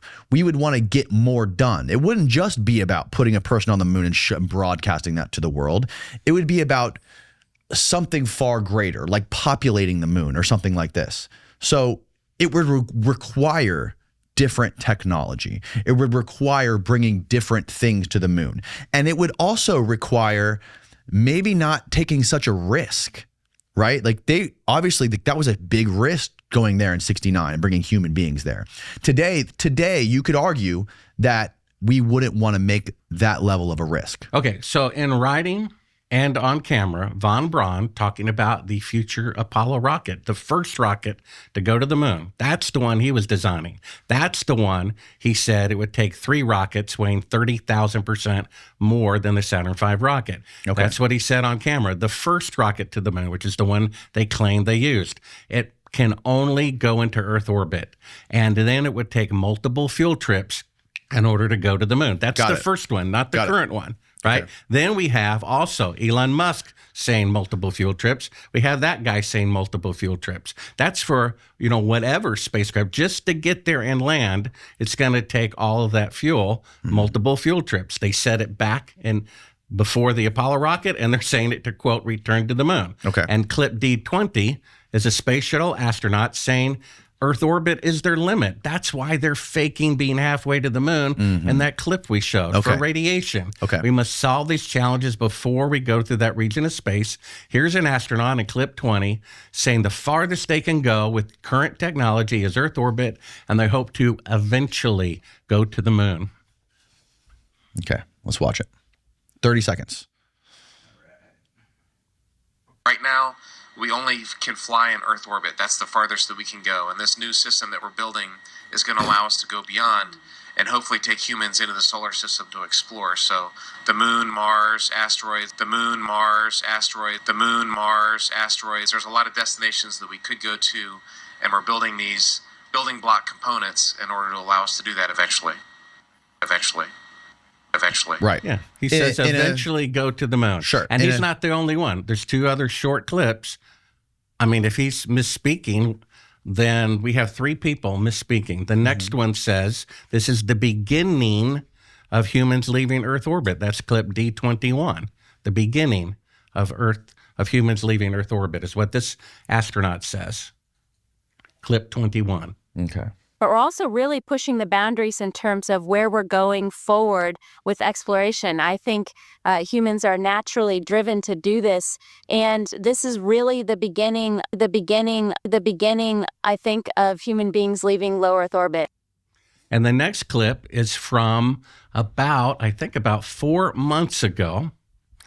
An astronaut for the Artemis program saying this is going to be the first time we send humans to the moon. He even says before it, you got to pay attention. You may not like this, or words to the effect that the other guy said. Okay. Clip this is D22. the last clip we're going to play on this topic, then we're going to move to the next one. Sure. That's how I have it. Okay. This is going to be an odd answer. It might land wrong, but I'm going to try anyway. This is the first time we're going to send humans to the moon. This is the first time we're going to send humans to the moon. This is the first time we're going to send humans to the moon. What did he say after that? You cut it out. What did he say after that? Well, he went on talking, and they passed the microphone back and forth. Yeah, but how do you know? Have 3 hours. How do you know he didn't? How do the viewers know that he didn't say in 53 years or something like that? Like you just. He didn't. You can find it. Okay, we'll take your word for it, I guess. But yeah, I listened to it. It's just they passed the microphone around. He even said something to the words of the effect, "This may rock the boat of the audience" or whatever, something like that. Okay. All right. I want to talk about the micro-meteorites. What was the threat level of like the micro-meteorites when you were on the moon? because from what I understand is there's a high risk of being hit by micro-meteorites, right, when you're on the surface of the moon. We had if they saw a solar flare, the only thing I remember, if we had a solar flare, we would have to get back into the lunar module and lift off and then join up and point the heat shield towards the solar flare. I don't remember anything about micro-meteorites. No, there was no discussion or no warnings about trying to mitigate micro-meteorites. In von Braun's book, the one that has the quote, which is called Voyage to the Moon, he says that micro-meteorites would cause a catastrophic or fatal error, 50% chance every 24 hours. Thousands of them hit the moon every second. He says you'd have to immediately go into a lead shelter or a cave on the moon. He said it would cause death 50% of the time every 24 hours. There's so many of them. Well, we made it a lot longer than that, and nobody died with somehow 16 tanks of oxygen in that little backpack in order to be out there for 8 hours at a time. To me, this is one of the most striking examples of why the moon landings are fake. If you look at D23, this is the shadows. Okay, let's see. I'm a filmmaker. Oh, the shadows. Oh, okay. My job as a filmmaker is to make fake scenes look real. Yeah, I use lighting to mimic the sun all the time. Fooled other filmmakers. They thought it was the sunset, but it was really a light. You can prove that the moon landings are fake with this one picture. Okay. Because the sun, being about 1,000 times bigger in diameter than the Earth, casts shadows in the same direction over the entire Earth or moon. They're always parallel. It's mathematically and scientifically impossible for shadows to intersect in sunlight, as you can tell in the photograph on the left. The photograph on the right is allegedly from the last mission to the moon, where an astronaut shadow goes at 12 o'clock and a rock about 5 feet away goes at 9 o'clock. That's a 90-degree difference from objects 5 feet apart, indicating that at least 2 electrical lights are being used. You can even see a hot spot around the top. So if you want to prove the moon landing is fake, you can prove it in one photograph. The photograph on the right cannot be duplicated in sunlight. It's supposed to be 20 times brighter with no atmosphere. There's no need for electrical lighting, but obviously the one on the right was lit with electrical lighting. The shadows should be parallel. They're intersecting at 90 degrees from objects 5 feet apart. That would prove it in a court of law, as well as the footage we have of them faking being halfway to the moon, that they didn't go to the moon. That's all the proof you need. It's right there. People can deny it. I talked to a college professor who teaches aerospace at one of the universities, most famous one in America. He says if Neil Armstrong confessed on national TV that the moon missions were fake, he'd still think he walked on the moon anyway. People deny the evidence over and over again. They've made a god out of it. You can change the hat on who shot JFK and why. You can change the hat on who did 9/11 and why. It's still a tragedy. This is a positive lie, and people do not want to give it up. I got an email from Carl Sagan's associate who told me privately that he believed the moon landings were fake, but he was afraid to say it publicly because of it being politically incorrect. And Carl Sagan said this: one of the saddest lessons of history is this: if we've been bamboozled or lied to long enough, we tend to reject any evidence of the bamboozle. We're no longer interested in finding out the truth. The bamboozle has captured us. It's simply too painful to acknowledge, even to ourselves, that we've been taken. Once you give a charlatan, like the federal government, power over you, you almost never get it back. And Mark Twain said, it's easier to fool people than to convince them that they have been fooled. The problem, this is a positive lie. This is giving candy to a child and trying to take it away. And people keep defending the people who are ripping them off, because our tax dollars went into paying the salaries of the CIA agents that killed the Apollo 1 crew. On the shadows, faking it. You can get shadows to angle towards each other in sunlight. Well, it's a fact. You can do it depending on your focal length of the lens and how far away you are from the objects. With one single light source, you can very easily make it appear as if shadows are aiming towards each other. It's not a light source, it's the sun. The sun, correct. The sun. You can do that with the sun. I'd like to see it. All right, Steve, cue it we up. could go outside or whatever. Yeah. But and I got a again, video. you're right about the lens. This is a 50 millimeter lens. Okay, let's watch this. This is by the Everyday Astronaut. He made a video. The people who believe we went to the moon. All right, well, you're the people who believe we didn't go to the moon. Right. So this is a fair shake at the shadow argument. Yeah, let me say this. Okay. If they went to the moon, even though it can't be repeated 50 years later by no nation on Earth, and they can only go 1,000th of far now, despite Bart, we're talking 5 about decades. shadows right I now. understand this. No, but here's the overall point I of a understand person the overall like this. point. Okay, I understand. If they went to the moon, then the amount of evidence I have is 0. And yet, if you look up moon fraud, you get 1,001 YouTube videos by people who were deceived, who have made a god out of the moon landing. Who, if I went around saying Mickey Mouse was the first president of the United States, you think there'd be 1,000 videos to disprove me? The reason why there are is because there's so much emerging proof that the moon missions are fake. Right. And they're scrambling to somehow justify all the condemning evidence, like OJ's defense attorney. No matter what evidence is presented, they have some excuse for it. Sure. Okay, we're going to watch this video of the Everyday Astronaut discussing the lunar shadows. Let's full screen this, because I think this is very compelling. And this is, go ahead. What seems like inconsistent shadows is a common thing for people to point to as suspect of a hoax. For this, let's take a look at this photograph that some people question, saying it was shot in a studio and is proof the Apollo landings were fake. It's from Apollo 17, magazine 136, frame 20,744, shot on one of the iconic Hasselblad 500EL 6x6 medium format cameras with a Zeiss 60mm f5.6 lens by astronaut Harrison Jack Schmidt at mission elapsed time of 122 hours, 32 minutes and 50 seconds in the Taurus Littrow Valley. The claim here is that the shadows appear to be coming together, proving there to be multiple sources of light, or perhaps a light that's far too close, certainly not the sun, that's millions of kilometers away. This is one of the easiest things to demonstrate on your own. All we have to do is go out when the sun is fairly low in the sky, about 15 degrees above the horizon, to match the lighting conditions in the photo. Then we need a lens that would be 35mm on a full frame camera, or a 35mm equivalent lens, since the 60mm lens on a medium format camera is equal to about 38mm. So to get the same perspective and angle of view, we'll want to aim for, 35mm or 40mm equivalent. Then we just need our camera to be placed roughly mid-chest to match where the Hasselblads were mounted. Let it play. On the A7LB spacesuits. It's pretty obvious that all shadows appear to point inwards towards the center of the photo.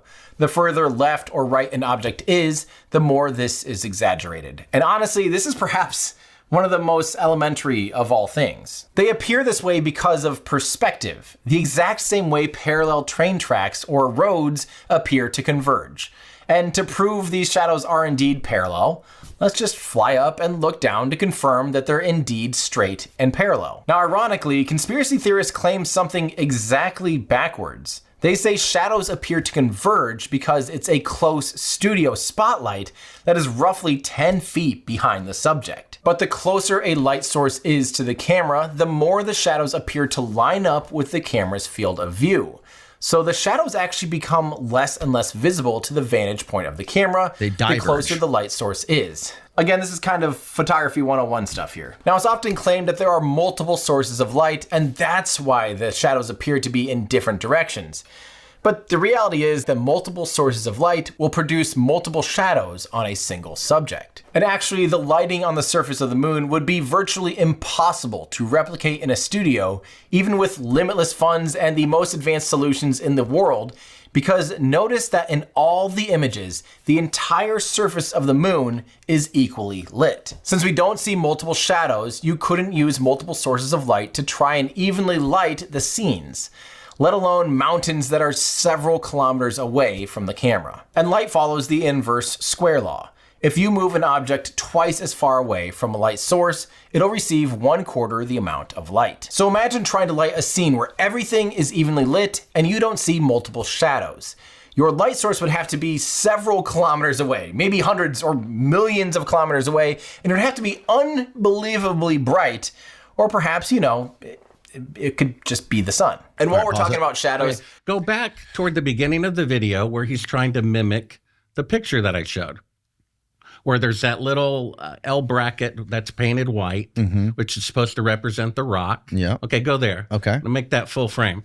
Okay, the shadow of the little L bracket or whatever it is not intersecting at 90 degrees. It's not pointing at 9 o'clock. In the picture that they claim was on the moon, it is. Put them side by side. Plus, he's using a wide-angle lens, which is the type of lens they use in a drone. A wide-angle that's lens, not a drone which right there. causes a little bit of a curvature in the picture. The rock is But not still, pointing 90 degrees, though. Well, the top of the rock is like right here. The top of the rock goes up like that, and it's projecting that way. It just looks wider because the rock is wider right there. It's like poking out right there. It makes it look like it's pointing Well, I mean, 90 degrees. compare it with the one. Move this over to the left and put it side by side. Yeah, it's the same exact thing. They're dude. not. They're not. The shadows are not going the same direction. Okay, he's trying to mimic the They picture. are and going he the same can't. direction, Bart. This is sunlight, and they are not intersecting in the same way in the picture that they claim on the moon. It's not. He's making excuses, but if you look at them side by side, the object that's representing the rock, the shadow is going a completely different direction. Play that YouTube video again. Play it from where it is.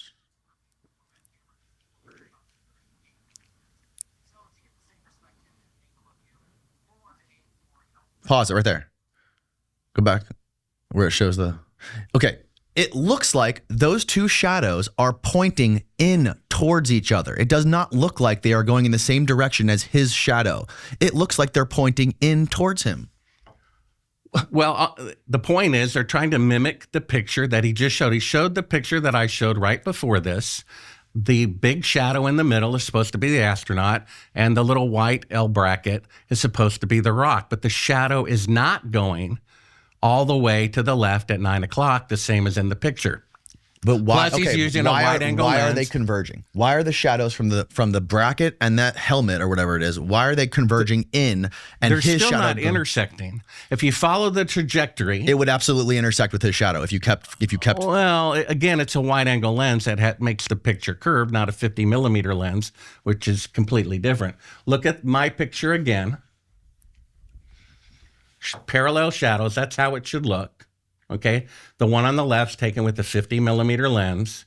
They don't converge. I understand what you're saying about the rock. It looks like those shadows intersect in a few feet. You're according to that wide-angle lens, they would converge or come together at some point in the great distance. Bart, that rock on the top right, the shadow is not projecting to the left. The shadow is projecting behind it. But the base of the rock touching the ground is more narrow than the top of the rock. It gets wider as it goes out, which from our perspective makes it look like the shadow's going that way, when in fact the shadow is just wider because the light is shooting that way. The shadow's projecting that way, but the shadow is wider than the base of the rock, which makes it look like it's going that way, but it's not. It's like an optical illusion. Well, that person has said there's no evidence that can ever be presented that will make him deny the authenticity of the moon missions. So let's look. And you've said the exact opposite. No, Wait a minute. What did he say? No, I proved that I can change my mind because I went from being the greatest fan to the greatest skeptic. If you look at clip 27, let me ask you this. We're talking about the pictures. Okay, but this is the smartest AI in the world that has a deepfake detector program that has never been wrong. Not available to the public, clip 27. It can tell whether a video of Biden or Trump is a deepfake in 1 second. It's never been wrong. It can analyze pixels in the foreground and see whether the background is fake if the pixels line up. The smartest AI in the world just said all the Apollo pictures were fake. Okay, I agree. We'll look at that. But can you concede that what we're looking at, it's not a duplicate. It's not. I mean, can you concede the that shadows rock are going completely different? The one on the left from Apollo 17, they intersect in about 2 feet. The one on the right, they would eventually come to a point somewhere down the path, and that's simply because it's shot with the wide-angle lens. Okay. The one on the left of sunlight, all the way to the left, is not a wide-angle lens, and so you see they don't seem to converge in a point because they actually don't. Right, but if you had a light source that was closer than the sun and smaller than the sun, that would not make the shadows intersect. Do you understand that? Well, Steve, last time I was here, duplicated the Apollo 17 picture with two electrical lights. Do you understand Because that? that's how it was taken, with two electrical lights. Do you understand that if you have, and Steve, tell me if I'm full of shit, if I'm wrong here. All if right. you have two objects and one light source close to the objects versus compared to a light source that's thousands of miles away, would the closer light source make the shadows go out or make it go in? It would make them go out. Out, correct. So it's not possible that it was a closer light source, because a closer light source would not make the shadows converge, Bart. Well, I've won best cinematography, and I say that the picture on the that they claim is on the moon was taken with an electrical light. And Steve, who believes we went to the moon, last time duplicated the shadows with two electrical lights. That's how it was taken, and that's how Steve duplicated it. Now let's forget our opinion. I think the shadow let's go argument. With the smartest AI in the world. I think this is the worst piece of evidence, because I think this is easily blown out of the water. Well, I disagree. Let's look at what the smartest AI in the world thinks about the shadows. Well, about the pictures. He said every Apollo picture, the AI, I'm assuming it's a he, said that they had fake backdrops. Play the clip, D27, where Putin was at this conference, the AI conference of 2 years ago in Moscow. They were allowed to play with this, AI that's not available to the public, 10 AIs scrolled together, and it said the Apollo pictures were fake. So either Google's $1 billion 10-year investment produced a stupid AI, or the pictures are fake. Now, can we use the AI ourselves and ask it and get the answer? That's not available to the public. It was available at this conference. How long ago was the conference? Okay, well, let's watch the clip. Well, watch clip 27. Well, how long ago was the conference? 2 years ago. 2 years ago. So 2023? 2023. Play it. То есть почти все объекты на этом фото ей кажутся ненастоящими. В то же время вот фотография китайского лунохода у нее особенных вопросов не вызывает. А это то, что кажется не настоящим? Да, вот то, что красное. Почему-то сетка гугловская, не наша. Так, чтобы не было предвзятости никакой. Удивительно. So there will be no bias. It's surprising, but it does believe so. Она смотрит по очень The много neural network has analyzed a lot of data, including light and dark contrast, etc. And then it believes the photo is synthetic. And it compared Very interesting. It compared the photos to the Chinese landers that landed in 2018. And it was fed pictures of them, of the lunar surface. It said they were real. Okay, where did you get this video? I don't remember where it came from, but I got it off the internet about 2 years ago. Look, what you're saying is compelling to me. But when you're bringing hardcore evidence like this to prove something so incredible, I mean, you have to have a little bit more than just a video with no source. Well, actually, it got it inverted. He's the one who claims on the moon, where only people with top secret clearance are there, where there's no independent press coverage, and we have to trust the federal government. What happened on the moon? That's the preposterous claim. I understand. That needs to be made. Correct. Yes, I would agree with you there as well. But what I'm trying to say is, in order for me to believe you, I can't just watch clips that you don't have the source for, and that we also can't corroborate ourselves. That was Putin. You didn't recognize Putin? It was there? Putin, but we don't know what he was looking at. We couldn't see the screen, and we don't know. We have no access to it. This is you in your movie taking a clip and putting captions on it and saying that it was him looking at a neural AI. I can't understand Russian. I don't even know if those captions are real, right? So like, there has to be a little bit more source evidence to corroborate what you're saying, right? Well, I mean, come on, that video speaks for itself. Look at, you're going to like this, and this is pretty much the last clip except for one at the very end. Clip 28 is Dan Rather describing, and you'll see the relevance, the Kennedy assassination. Mm-hmm. They refused to show the Zapruder film. They said, trust us. We'll describe it for you. So you're going to hear Dan Rather's description where he says the third and fatal shot, Kennedy's head goes violently forward. That way Oswald could do it because he was supposed to be behind him. And at that exact moment, his head actually goes backwards, indicating the bullet traveling at 2,000 miles an hour, which causes the force of the head to move, was actually in the front. My point is, the most important event before the moon landing was the Kennedy assassination, and we're going to show an example where the evening news said the exact opposite of the truth. Go ahead and play it. Yes. In the next instant, with this time Mrs. Kennedy apparently looking on, a second shot, the third total shot, hit the president's head. His head could be seen to move violently forward, violently forward, violently forward. So Dan Rather just make a note to make sure we cut that out because we can't show that on the podcast. Or you could possibly show it on the white shot. If you show it on a screen, we're not going to show it. So basically, I have it on my channel without a problem. They just monetize that segment or whatever. But there you go. Dan Rather. Yeah, we know the media and the government lies. He said the exact opposite of the truth. So the point is, if they're willing to kill their own president, they're not going to have a problem faking a video image on the moon where there's nobody there and no reporters there. I am in 100% agreement with you on that. Okay. Well, let's talk about, I'm curious about the post-flight press conference. It seems like in that first press conference after Apollo 11 with Neil Armstrong and Buzz Aldrin, they seem very cold. They seem their demeanor seems very grim. Not what I would imagine astronauts that just walked on the moon for the first time in the history of the world. What do you make of that, Charles? I don't know which one you're talking about, but they brought the first press conference. Well, they landed.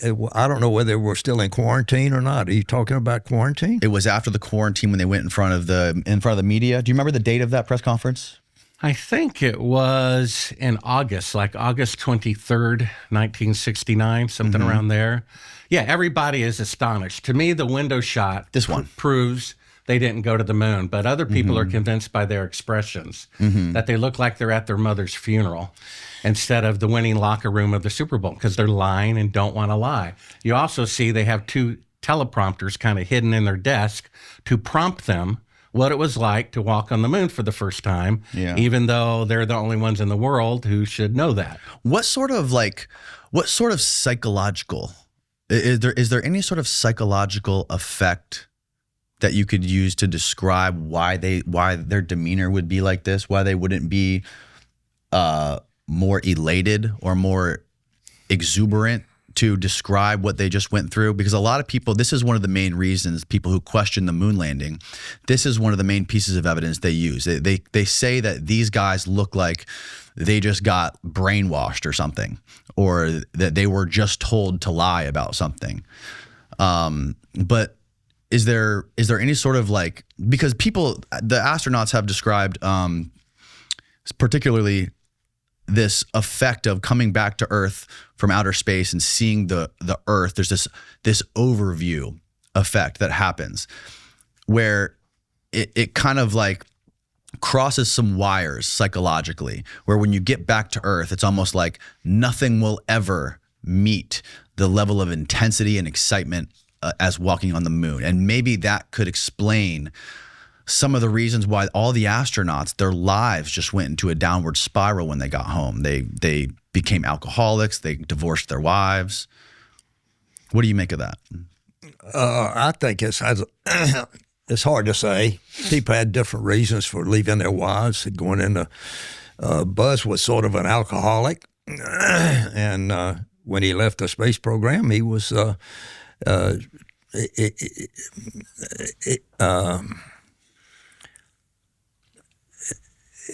He went into I'd call it a downward spiral.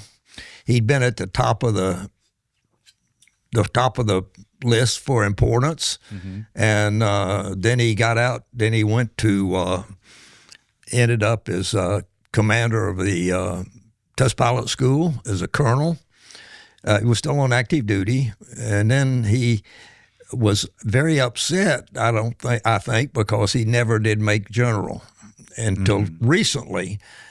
He was made general, and I think the Air Force finally rewarded him for that, if I'm saying this correctly. Anyway, some people had different emotions of, my flight, though I was number 10 on the moon. Oh, your phone's ringing. Uh-oh. Sorry. It's okay. My wife. I was really exuberant. Even when we got back, it was just, I was number 10 on the moon, and it was the most incredible experience to see the moon and to not drive the rover, but ride the rover and picking up rocks and seeing the beauty of the moon. It was thrilling and exciting, and we didn't want to come back. We were having so much fun, and they said, "Get back in, you guys. It's time to come home." So we got back inside. Do you recall any similar feeling? Like what was your state? Like what kind of were you in a different state of mind when you got back to Earth for a while? Were there any sort of lingering psychological effects that may have affected you at all? I think it was just excitement. I'm on the moon. I'm on the moon. No, I mean when you got back. And when I got back, I had the same feeling. Said I've been to the moon, and it was a thrilling experience. I love to talk about it. I still do. Mm-hmm. It was not life-changing, but it was a tremendous experience of being selected. It was an honor to be a moonwalker, and we just threw ourselves into it. For 2 years, John and I trained. We were back up on 13, and then we helped them return. And then after that, we went prime crew, and it was 2 years later that we finally flew. And so it was a long time to get focused on that, and this is going to happen sooner or later. Mm-hmm. And sooner or later, 2 years later, we landed on the moon, and it was an exhilarating experience, and awesome. We didn't want to come back. Mm-hmm. It was one of the, look at that rock over there, John. Look at over here. It was just excitement the whole time we were on the moon. And yet it was, you had a job to do, so you had to follow the flight plan, if you will. Mm. And finally you got outside, and not outside, but it's time to come back in. You didn't want to come back in. Oh, give me 2 more minutes, guys, or something like that. And but the mission control was very adamant. You got this level of oxygen and water remaining, get back inside. So we got back inside. So the objectives and the tasks that you guys had to accomplish when you were outside of the moon sort of overpowered you didn't really get any sort of like moment to reflect and internalize what was happening right then and there, and to like sit back and just take in the awe of being 240,000 miles away. We were too busy for that. Too busy. Yeah. Mm-hmm. Later on, looking back at it now, it was a tremendous experience, and we wanted to stay longer. We wanted another 2 hours on the moon or whatever it was, and they said, "Get back inside, guys. Time to come home." Mm. And we were late landing because of a problem with the command module. Why was it that Neil only ever did one? He did 2 talks in his entire life about. He was one of the shyest guys I've ever met, and it was never. Look at me, I'm the big Neil Armstrong. He was shy and reserved, and never took credit. One of the last things he said about traveling to the moon was perhaps someday the children of the world will be able to remove one of truth's protective layers. The people I interviewed about him said he was the opposite of shy until he returned from the moon. His personality changed dramatically. He was the life of the party. He played the piano. He was the center of attention at all parties. Before the moon mission? And then afterwards, something in him changed. He refused to give interviews unless the president asked him to. And the last time one did Clinton, it's a clip in my movie at Sibrel.com on the homepage. He says, perhaps someday, to the children touring the White House, you'll be able to remove one of truth's protective layers. And that's what we're trying to do today. Did you notice that at all? His personality changing before and after? Nothing. He got shyer, I think. He did. I always took it that he didn't want to take any credit for this. You know, he happened to be first on the moon, but anybody could have been first on the moon, basically.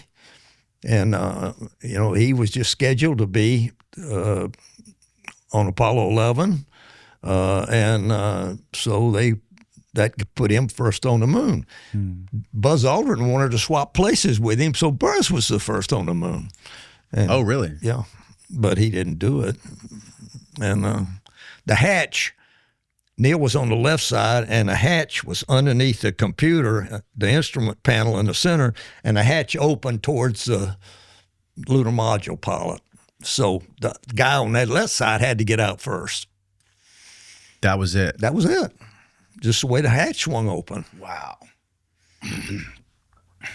Yeah, you would just think, being the first man to walk on the moon, you would almost be pushed more into the public spotlight, you know, because he was shy.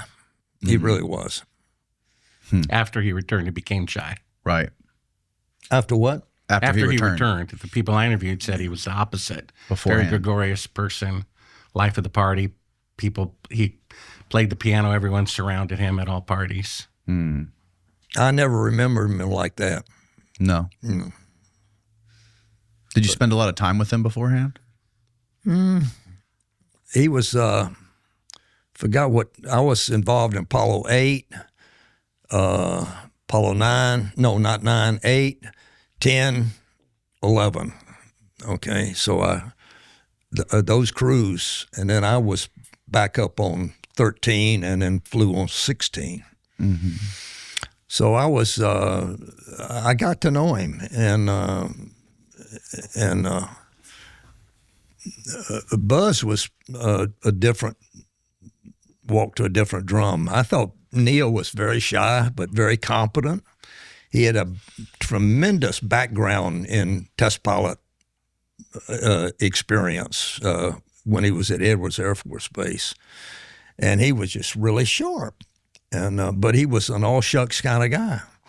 Do you think it's possible that the federal government or NASA would have, in preparation to going to the moon, in case something went wrong with like the cameras or the film or something like that, or maybe even like a catastrophic failure and you guys weren't able to make it, do you think there's any possibility that they would have shot some sort of footage on Earth to basically show the public, to boost public confidence and to show the world that we did go to the moon? Even though we did go and we didn't have the actual evidence to show, maybe it might be better to have a backup plan as far as the footage goes, because maybe the film wouldn't survive going through the radiation, or there would be some sort of problem with the cameras or something like that. There was never any discussion like that. That the astronaut office was part of. Sure. It's my part of the astronaut office. Sure. But outside of your personal experience being an astronaut with the astronauts, obviously the astronauts weren't, their number one objective was not media and documentation. But outside of that, do you think there's any shred of possibility that there would have been a backup plan as far as getting some footage on Earth? No. And that never entered anybody's mind. No. That I know of. I was involved in Apollo 10, the support crew.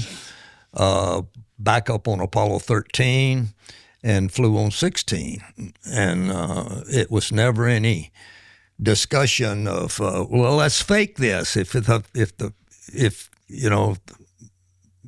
whatever happened, we're going to fake the landing. That discussion was never had. Let me ask you a question about that.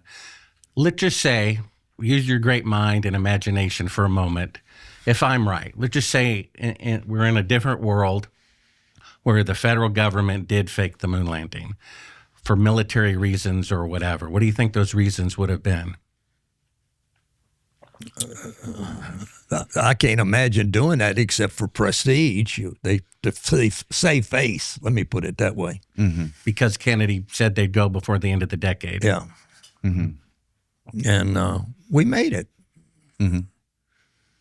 With all the evidence with all the stuff that Bart's presented to us today, with the footage and the interviews of von Braun and all the other stuff, can you put yourself in somebody's shoes? Could you put yourself in Bart's shoes, or a dum-dum like me, my shoes, who wasn't there? I'm not an astronaut. I have no experience flying any type of aircraft. Being presented with some of the stuff that Bart's showing, and say, oh, maybe this was faked. Maybe this was because it was done in the Cold War. The government was constantly lying during the Cold War, faking pretexts to get into wars, doing mind control experiments. Like, yeah, there might be a possibility that this was faked. If you're not yourself, if you're me, or if you're Bart. I mean, you can believe anything you want. If you think it was faked, you think it was faked. But you can show the evidence it wasn't faked. Well, about that, there's an interesting scripture in Joshua. God told Israel not to make a peace treaty with any of the nations surrounding Israel. And the one that neighbored them knew that. It says, when the inhabitants of Gibeon heard that Joshua, what he had done to Jericho and Ai, they worked craftily and went and pretended to be ambassadors from a faraway land. They took old sacks on their donkeys, the fake evidence, fake moon rocks, old wineskins that were torn and mended, and old patched sandals on their feet. They even brought bread that was deliberately moldy. Yeah. That's smart. Yeah, so they provided fake evidence, didn't they? Yeah. Nothing's new under the sun. Jesus also said that there are people who claim to be Christians who are not. They come in sheep's clothing, but inwardly they are wolves. Yeah. And so just because someone claims to be a Christian doesn't mean that there are. That's Jesus was said to have been sent to the lost people of Israel. So everything he said was to the church at the time. And to those people, he said, wide is the gate, to the believers, to the church. And wide is it to destruction. And most believers don't make it. The way to life is narrow, and only a few find it. And I know that when I was baptized based on Acts chapter 2, which says, repent and be baptized. Right. One of the people who was killed that was not shown was James Irwin. James Irwin contacted the leading investigator, Bill Casing. He was before me. Tracked him down. After Bill Casing went on Oprah, it said the moon landings are fake. James Irwin, Apollo 15 astronaut, contacted him. And he said he had become a born-again Christian, and they needed to talk about the book he wrote about not going to the moon. He said, I'm concerned for my safety. Please call me at this number 3 days from now. And on that day, James Irwin had a fatal heart attack. So to be truly converted, you have to confess your sin. If you've been lying your whole life about the moon landing, you have to tell the truth about it. It says in Titus about false Christians. They claim to be of God, but in deeds they don't show it. I understand. Yeah. So, that's the issue here. Really, it's a spiritual issue that mankind's greatest accomplishment is named after Lucifer. It's in Revelation 9:11. It says that one of the names for Lucifer in Greek is Apollo, the great liar. And how ironic of a fallen world that the most powerful nation on earth that claims to be the most righteous, that kills their presidents, fake wars, kill their soldiers, right? Fakes moon landing, the greatest accomplishment of man, is a lie. My film starts out with the Tower of Babel. Jesus said to start a tower and to not finish it, you're calling yourself a fool. It was done to boast, to save face. We will build it to show off, is what they say in Genesis 6. Never finished. Then we showed the Titanic with the headline that they put in print, the ship that God himself could not sink. And we know what happened there. And then Richard Nixon, when you had the president of Japan and the president of Germany and France there at the launch site, President Nixon doesn't show up because he's afraid the lie will unravel. He showed up for the next launch once they got away with it. And he said, putting a man on the moon is second in greatness only to God making the universe. You see, faking the moon landing is a blasphemous thing. And in law, there's a law that says if you're in a bank robbery where a homicide is committed, even though it's by one of your partners, you can be a part of that. And people were murdered. We just saw 15% of the Apollo astronauts were murdered. James Irwin was murdered. The Apollo 1 crew was murdered. Cyrus Eugene Akers said he murdered somebody. So you're a part of that too, in some way. Had you come wait a minute. forward. How many percent of the Apollo crews were murdered? Well, they had quote fatal accidents all within a 24-month period. Who? 15% of the Apollo crew and backup crews. And so if you had a McDonald's... go through those incidences. Well, you could play the clip again or rewind it. Them. Steve, maybe you can Google it. They showed the pictures of the astronauts. Now, if I was, a owner of a McDonald's and 15% of my employees had fatal accidents within 24 months, I think the homicide police will be all over the place. And then the leading critic, Barron, he wrote a report to give to Congress about how they were a decade or more away from going to the moon instead of 2 years. The report disappeared, and he was found dead on a train crossing after he had received death threats. That was an old CIA trick for getting rid of forensic evidence before they had DNA testing. They kill them, put them on the train tracks, and it destroys all the evidence. So not only did they fake the moon landing, the federal government is using our salaries, a third of them, to deceive us and to pay the salaries of CIA agents who are killing our brothers and sisters, who are trying to expose the moon landing fraud. So all of the moon landings were faked. You said 20, when you walked in here, you remembered a conversation we had word for word 20 years ago, and you know that I'm the one who said we didn't go to the moon, and yet you've said at least 10 times since we've been here, you're surprised that that's what I'm saying. When Danny made it perfectly clear. I didn't remember that conversation. You quoted me word for word. Well, anyway, I don't remember quoting you that we did not land on the moon. You said that I called you up and said I have irrefutable proof that we didn't go to the moon. Danny called you up and said you're going to debate somebody who thinks we didn't go to the moon. Yeah. And yet 10 times you've acted like you're surprised. You're just acting. And I'm sorry, there's no Nazi war criminal who ever turned themselves in. They act like a benevolent grandfather when they're guilty. None of them have confessed. None of them came forward, and they're still guilty. And you're the same way. Buzz Aldrin said accidentally one too many times he didn't go to the moon. He was asked a few years ago, why have we not been back? He says, because we didn't go. And if we didn't go, we need to know why. And now that he's tripping over his tongue, they bring you out instead. Since I did Joe Rogan, so many people are being converted to the truth. And you're here to put out fires. Because if I climbed Mount Everest and some guy wanted to debate me, I would not waste my time. You're here to put out all these fires of all these people saying it'll take multiple fuel trips to reach it to the moon. Multiple people saying the radiation belts are dangerous and the technology to go through them hasn't been invented yet. The truth is coming out. What would happen if the truth came out. It would be a big embarrassment for the United States government, an embarrassment for you and all of the other surviving Apollo astronauts who have built their reputations, hired as CEOs of companies for a lie. And that's the way that it is. We live in a fallen world, and people are expected to believe you on face value because you claim to be a Christian, when Jesus himself said the majority of people who claim they're Christian are not saved. So if you were truly converted, you would repent, but you're not.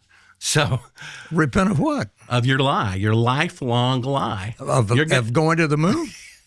Obviously. So anyway, I have one last clip. Wait a minute. Hold on. Wait a minute. You're saying that nobody landed on the moon. You know that. I don't know why you're acting surprised. Yes, that's what he said. That's what he says. Okay. So where did all the moon rocks come from?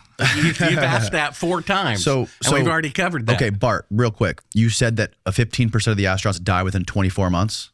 That's right. Of Apollo 1? Prior to the Apollo program, prior to the first launch to the moon. Oh, they died prior to the first launch. Correct. People, okay, so how, in my opinion, who would not cooperate with the fraud, like Gus Grissom. So how would we ask the internet? We can say how many Apollo astronauts died period before Apollo 1? That was research done by Fox News and the program Conspiracy Theory, Did We Land on the Moon? You can only see it at Sibrel.com. It's one of the clips available.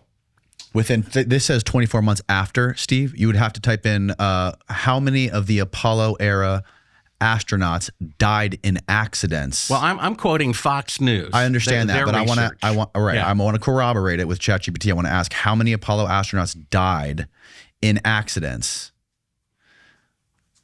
before Apollo 1? 3. Yeah, Fox News says there's more than that. They're including the backup crews as well. Okay, well, how many Apollo astronauts and crew members or anybody involved in the Apollo program died before Apollo 1? Again, that's Fox News. We have Betty Grissom and Scott Grissom saying... ChatGPT is better than Fox News. It should be able to pull up the evidence, right? Well, again, how does it know Lincoln was the 16th president? It was programmed to say so. So it's not completely reliable. What is reliable is Betty Grissom and Scott Grissom, who told me Gus Grissom, their husband and father, was going to be the first man on the moon. He was a whistleblower at NASA to such a degree that he got Secret Service protection up until the day of his death. And they both say he was murdered by the CIA. So why is the CIA killing Apollo astronauts, right? Who are whistleblowers at NASA? That's not my opinion. That's the opinion of the dead man's relatives, right? And then we have Cyrus Eugene Akers, who was there eyewitnessing the faking of the moon landing in 1968, who says he killed a coworker to cover it up. Okay, so he was a security guy working at an Air Force base. The chief of security at and the you're base. Including him in the 15%? No, I guess you'd have to add that to it. They're talking about Apollo astronauts and backup crews. Okay, so I'm sure they know how to count. How can we find this Fox thing online? It's on my website on Sibrel.com. How can we find it off of your website? It's not available anymore. It's not available anywhere off your web. Okay. Yeah. So again, I think Fox News knows how to count and divide on a computer. If they said it's 15%, I'm pretty sure it's 15%. Right. And I think you've said this before, if we did fake it, if we faked Apollo 11, why wouldn't they just say, okay, we went to the moon, wash our hands of it? Why would we fake it 5 more times? Because the government is greedy. My first military source who told me the missions were fake said it's all about the money. $250 billion in today's dollars to go to the moon when they only achieved Earth orbit. That means they can keep about 75% of that. Tens of billions of dollars. I guess what is, 25% of 250 billion. That's what they spent, and they kept 75% of it for who knows what, to go into Cambodia. Congress said you can't use funding to go into Cambodia. We know they did. Where did that money come from? The Apollo program. Just like now, they said you can't give technology to China, but they're doing it anyway. They're breaking their own laws, according to someone who works in the command center of the Chinese Space Agency. So if you believe in God, pray for the truth to come out. I pray for you. I have no animosity toward you at all. I might have done the same thing under your circumstances. I regularly pray for the astronauts, and I think it would be great if one of them came forward. The problem that the general is facing is there are more than one person alive associated with the Apollo program. If only one person claimed to have walked on the moon solo, they probably would have told the truth by now. But if he confesses, he's ruining the lives of other people. Well, why would I lie that I walked on the moon? For a number of reasons, because Kennedy made the boast and it couldn't be done and to save face. Plus, it embezzled a couple of $100 billion, and the federal government already proved their arrogance. That's why, it just dawned on me that they went 6 times. They faked it 6 times. That's how arrogant the federal government is. They killed their own president, according to the dead man's relatives. They faked the beginning of a war that killed 58,000 of their own people. And they're ruthless. Bart, what about the Lunar Reconnaissance orbiter that corroborated the landing sites? Well, that's the NASA Lunar Reconnaissance. You're asking the Fox to provide evidence that it didn't steal the chicken. Stephen, I sent you something about the Lunar Reconnaissance orbiter. It was LRO is a University of Arizona, as I understand it. Right. I was under the impression that it has nothing to do with NASA, that it was corroborated by another agency out of Germany. Is this it? Yeah. Right here. Play this. No, another shout out to Everyday Astronaut. The Lunar Reconnaissance Orbiter was launched in 2009 and began mapping the surface of the moon as close as 35 kilometers from the surface. And guess what they found on the surface of the moon? That's right, the Apollo lunar landing sites. Well, actually, it's captured every human-made object, including Soviet Lunokhod rovers and crash sites and all sorts of incredible images. And these images have so much detail. You can clearly see the lunar lander descent stage, you can see footprints and rover tracks. But what's really cool about these images from the Lunar Reconnaissance Orbiter is you can compare these 21st century photos to video and images taken during liftoff from the moon of these missions, and you can literally align them and confirm that they're identical. Let's take the liftoff of Apollo 16, for example. It has great contrast and it's easy to see lots of detail as it ascends. Its pitch-over maneuver also shows the descent stage and some footprints as well. So we can overlay an image shot from the Lunar Reconnaissance Orbiter and compare them. And look, they're identical. Nothing has changed since there's no wind or atmosphere to disrupt the lunar soil. I just absolutely love. How did they do that? Well, they faked the picture. Duh. I mean, they already have a full body picture of Neil Armstrong or Buzz Aldrin allegedly standing on the moon that was filmed in Cannon Air Force Base. Yeah. So what is it to fake a little shadow or whatever and claim it went to the moon? Most of these things, a pixel is 30 feet across. One pixel is 30 feet across in these pictures. So they have crystal clear pictures of a guy standing on the moon. Again, we're asking for the Fox to provide evidence that it didn't steal a chicken. Sure. What is the...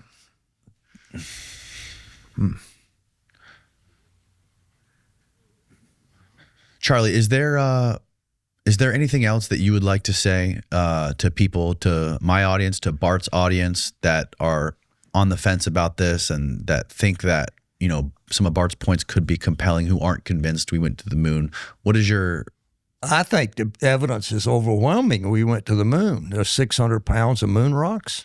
They're totally different with the radiation history and things like that. There's pictures like LRO showing my rover, showing the descent stage on the moon, the footprints. There is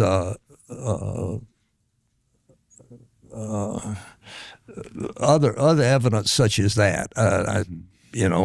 But there's a lot of things that prove that we went to the moon. And I would, to me, the evidence is overwhelming that we really did go to the moon. We landed 6 times. And I think the photographs prove it all. And that if you're going to fake something, do it once and shut up. We kept going. That's right, to make money from the taxpayers and the arrogance of the federal government. Nobody made any money. NASA had a budget. $250 billion is a lot of money, and if you only do Earth orbit, you keep a lot of that. Well, the CIA has a big budget. So everybody, State Department has a big budget. And according to scientific methodology, a preposterous claim like cold fusion has to be independently duplicated. No nation on Earth, including the United States, is able to repeat the moon landing. That's like saying we did cold fusion, but for some reason we can't do it 50 years later. We destroyed the technology. We did 6 landings. Well, you claim to have made 6 landings. Yeah. Okay. Money, money, money. Right? So, 1/3 of our labor. I'm sorry. The rocks that we collected were different than the rocks that Neil Armstrong collected. We should get those rocks in here and analyze them with an expert. Well, I think you get arrested by the FBI like that 75-year-old woman. Bart, is there anything that would possibly convince you that we did go to the moon? Well, I used to believe it. I'm saying, no. I know you did. I know you used to believe it. But I'm saying, is there any new evidence anyone could use your imagination? Is there any evidence that anyone could bring here to convince you that we did go and that your life's work has been futile? Well, if you can put me on a rocket that they can't even build 50 years later. So even if he brought send me to the moon. Wait a minute, we're building it, Artemis. Well, you postpone returning to the moon, and 10 times presidents have said they're going to return to the moon in 5 years. 10 times. I haven't heard that. And yet they can't do it. Yeah, since at least put me Clinton, on a rocket that can go to the moon. I'll pick the Apollo 11 landing site. You know, there was a probe from an independent company that was going to land there and verify, and NASA forbid it. So send me to the moon, send me to the Apollo 11 landing site. If I see the lunar lander there, I'll publicly say we didn't go to the moon. I've proved I've had an open mind. I went from being the biggest fan, worshiping a shrine in my house of Apollo 11 pictures, to being open-minded and then gradually realizing they did indeed fake it. I mean, a guy who builds rockets for NASA told me they faked it. And so I didn't want to believe it. I found that footage of them faking being halfway to the moon, and I had to admit it. They did fake it. That's why they can only go 1,000th the distance today. That's why they can't go through the radiation belt. That's why they need the equivalent of 30 Saturn V rockets to have that fuel to leave Earth orbit.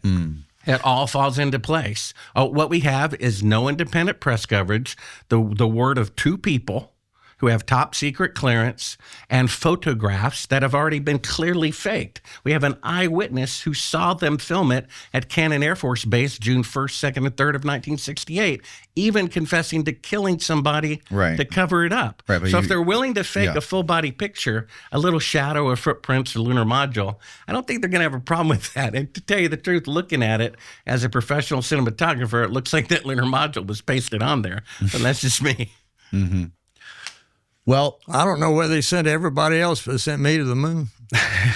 I'll stand by that. I love it, Charlie. Well, hey, man, thank you so much for doing this. This has been a fascinating discussion. I learned a lot. Bart, thank you for your time and for making this happen. And I'm really looking forward to seeing how the public takes this, and they will decide what they want to believe. But thank you, guys. This has been a pleasure. Very fun. And BartSibrel.com, people can find you there. Yeah, it'll be in the link of the description of this video. You it will. Get all the, well, you did last time. That's what you said. That's what you told me you would. And anyway, it has all the video clips there. They can look at them. I may upload separately all the clips that we've done here and just label them debate clip 1 through 30. Okay. Let people decide for themselves. Okay. Charlie, is there any way people can get in touch with you if they want to? CharlieDuke.com. CharlieDuke.com. Okay. Fantastic. And Sibrel.com. Sibrel. And CharlieDuke.com and Sibrel.com. Both linked down below for folks. Thank you guys again. That was very fun. It's a pleasure. Thank you very much. Very interesting discussion. Very interesting. Good night, everybody.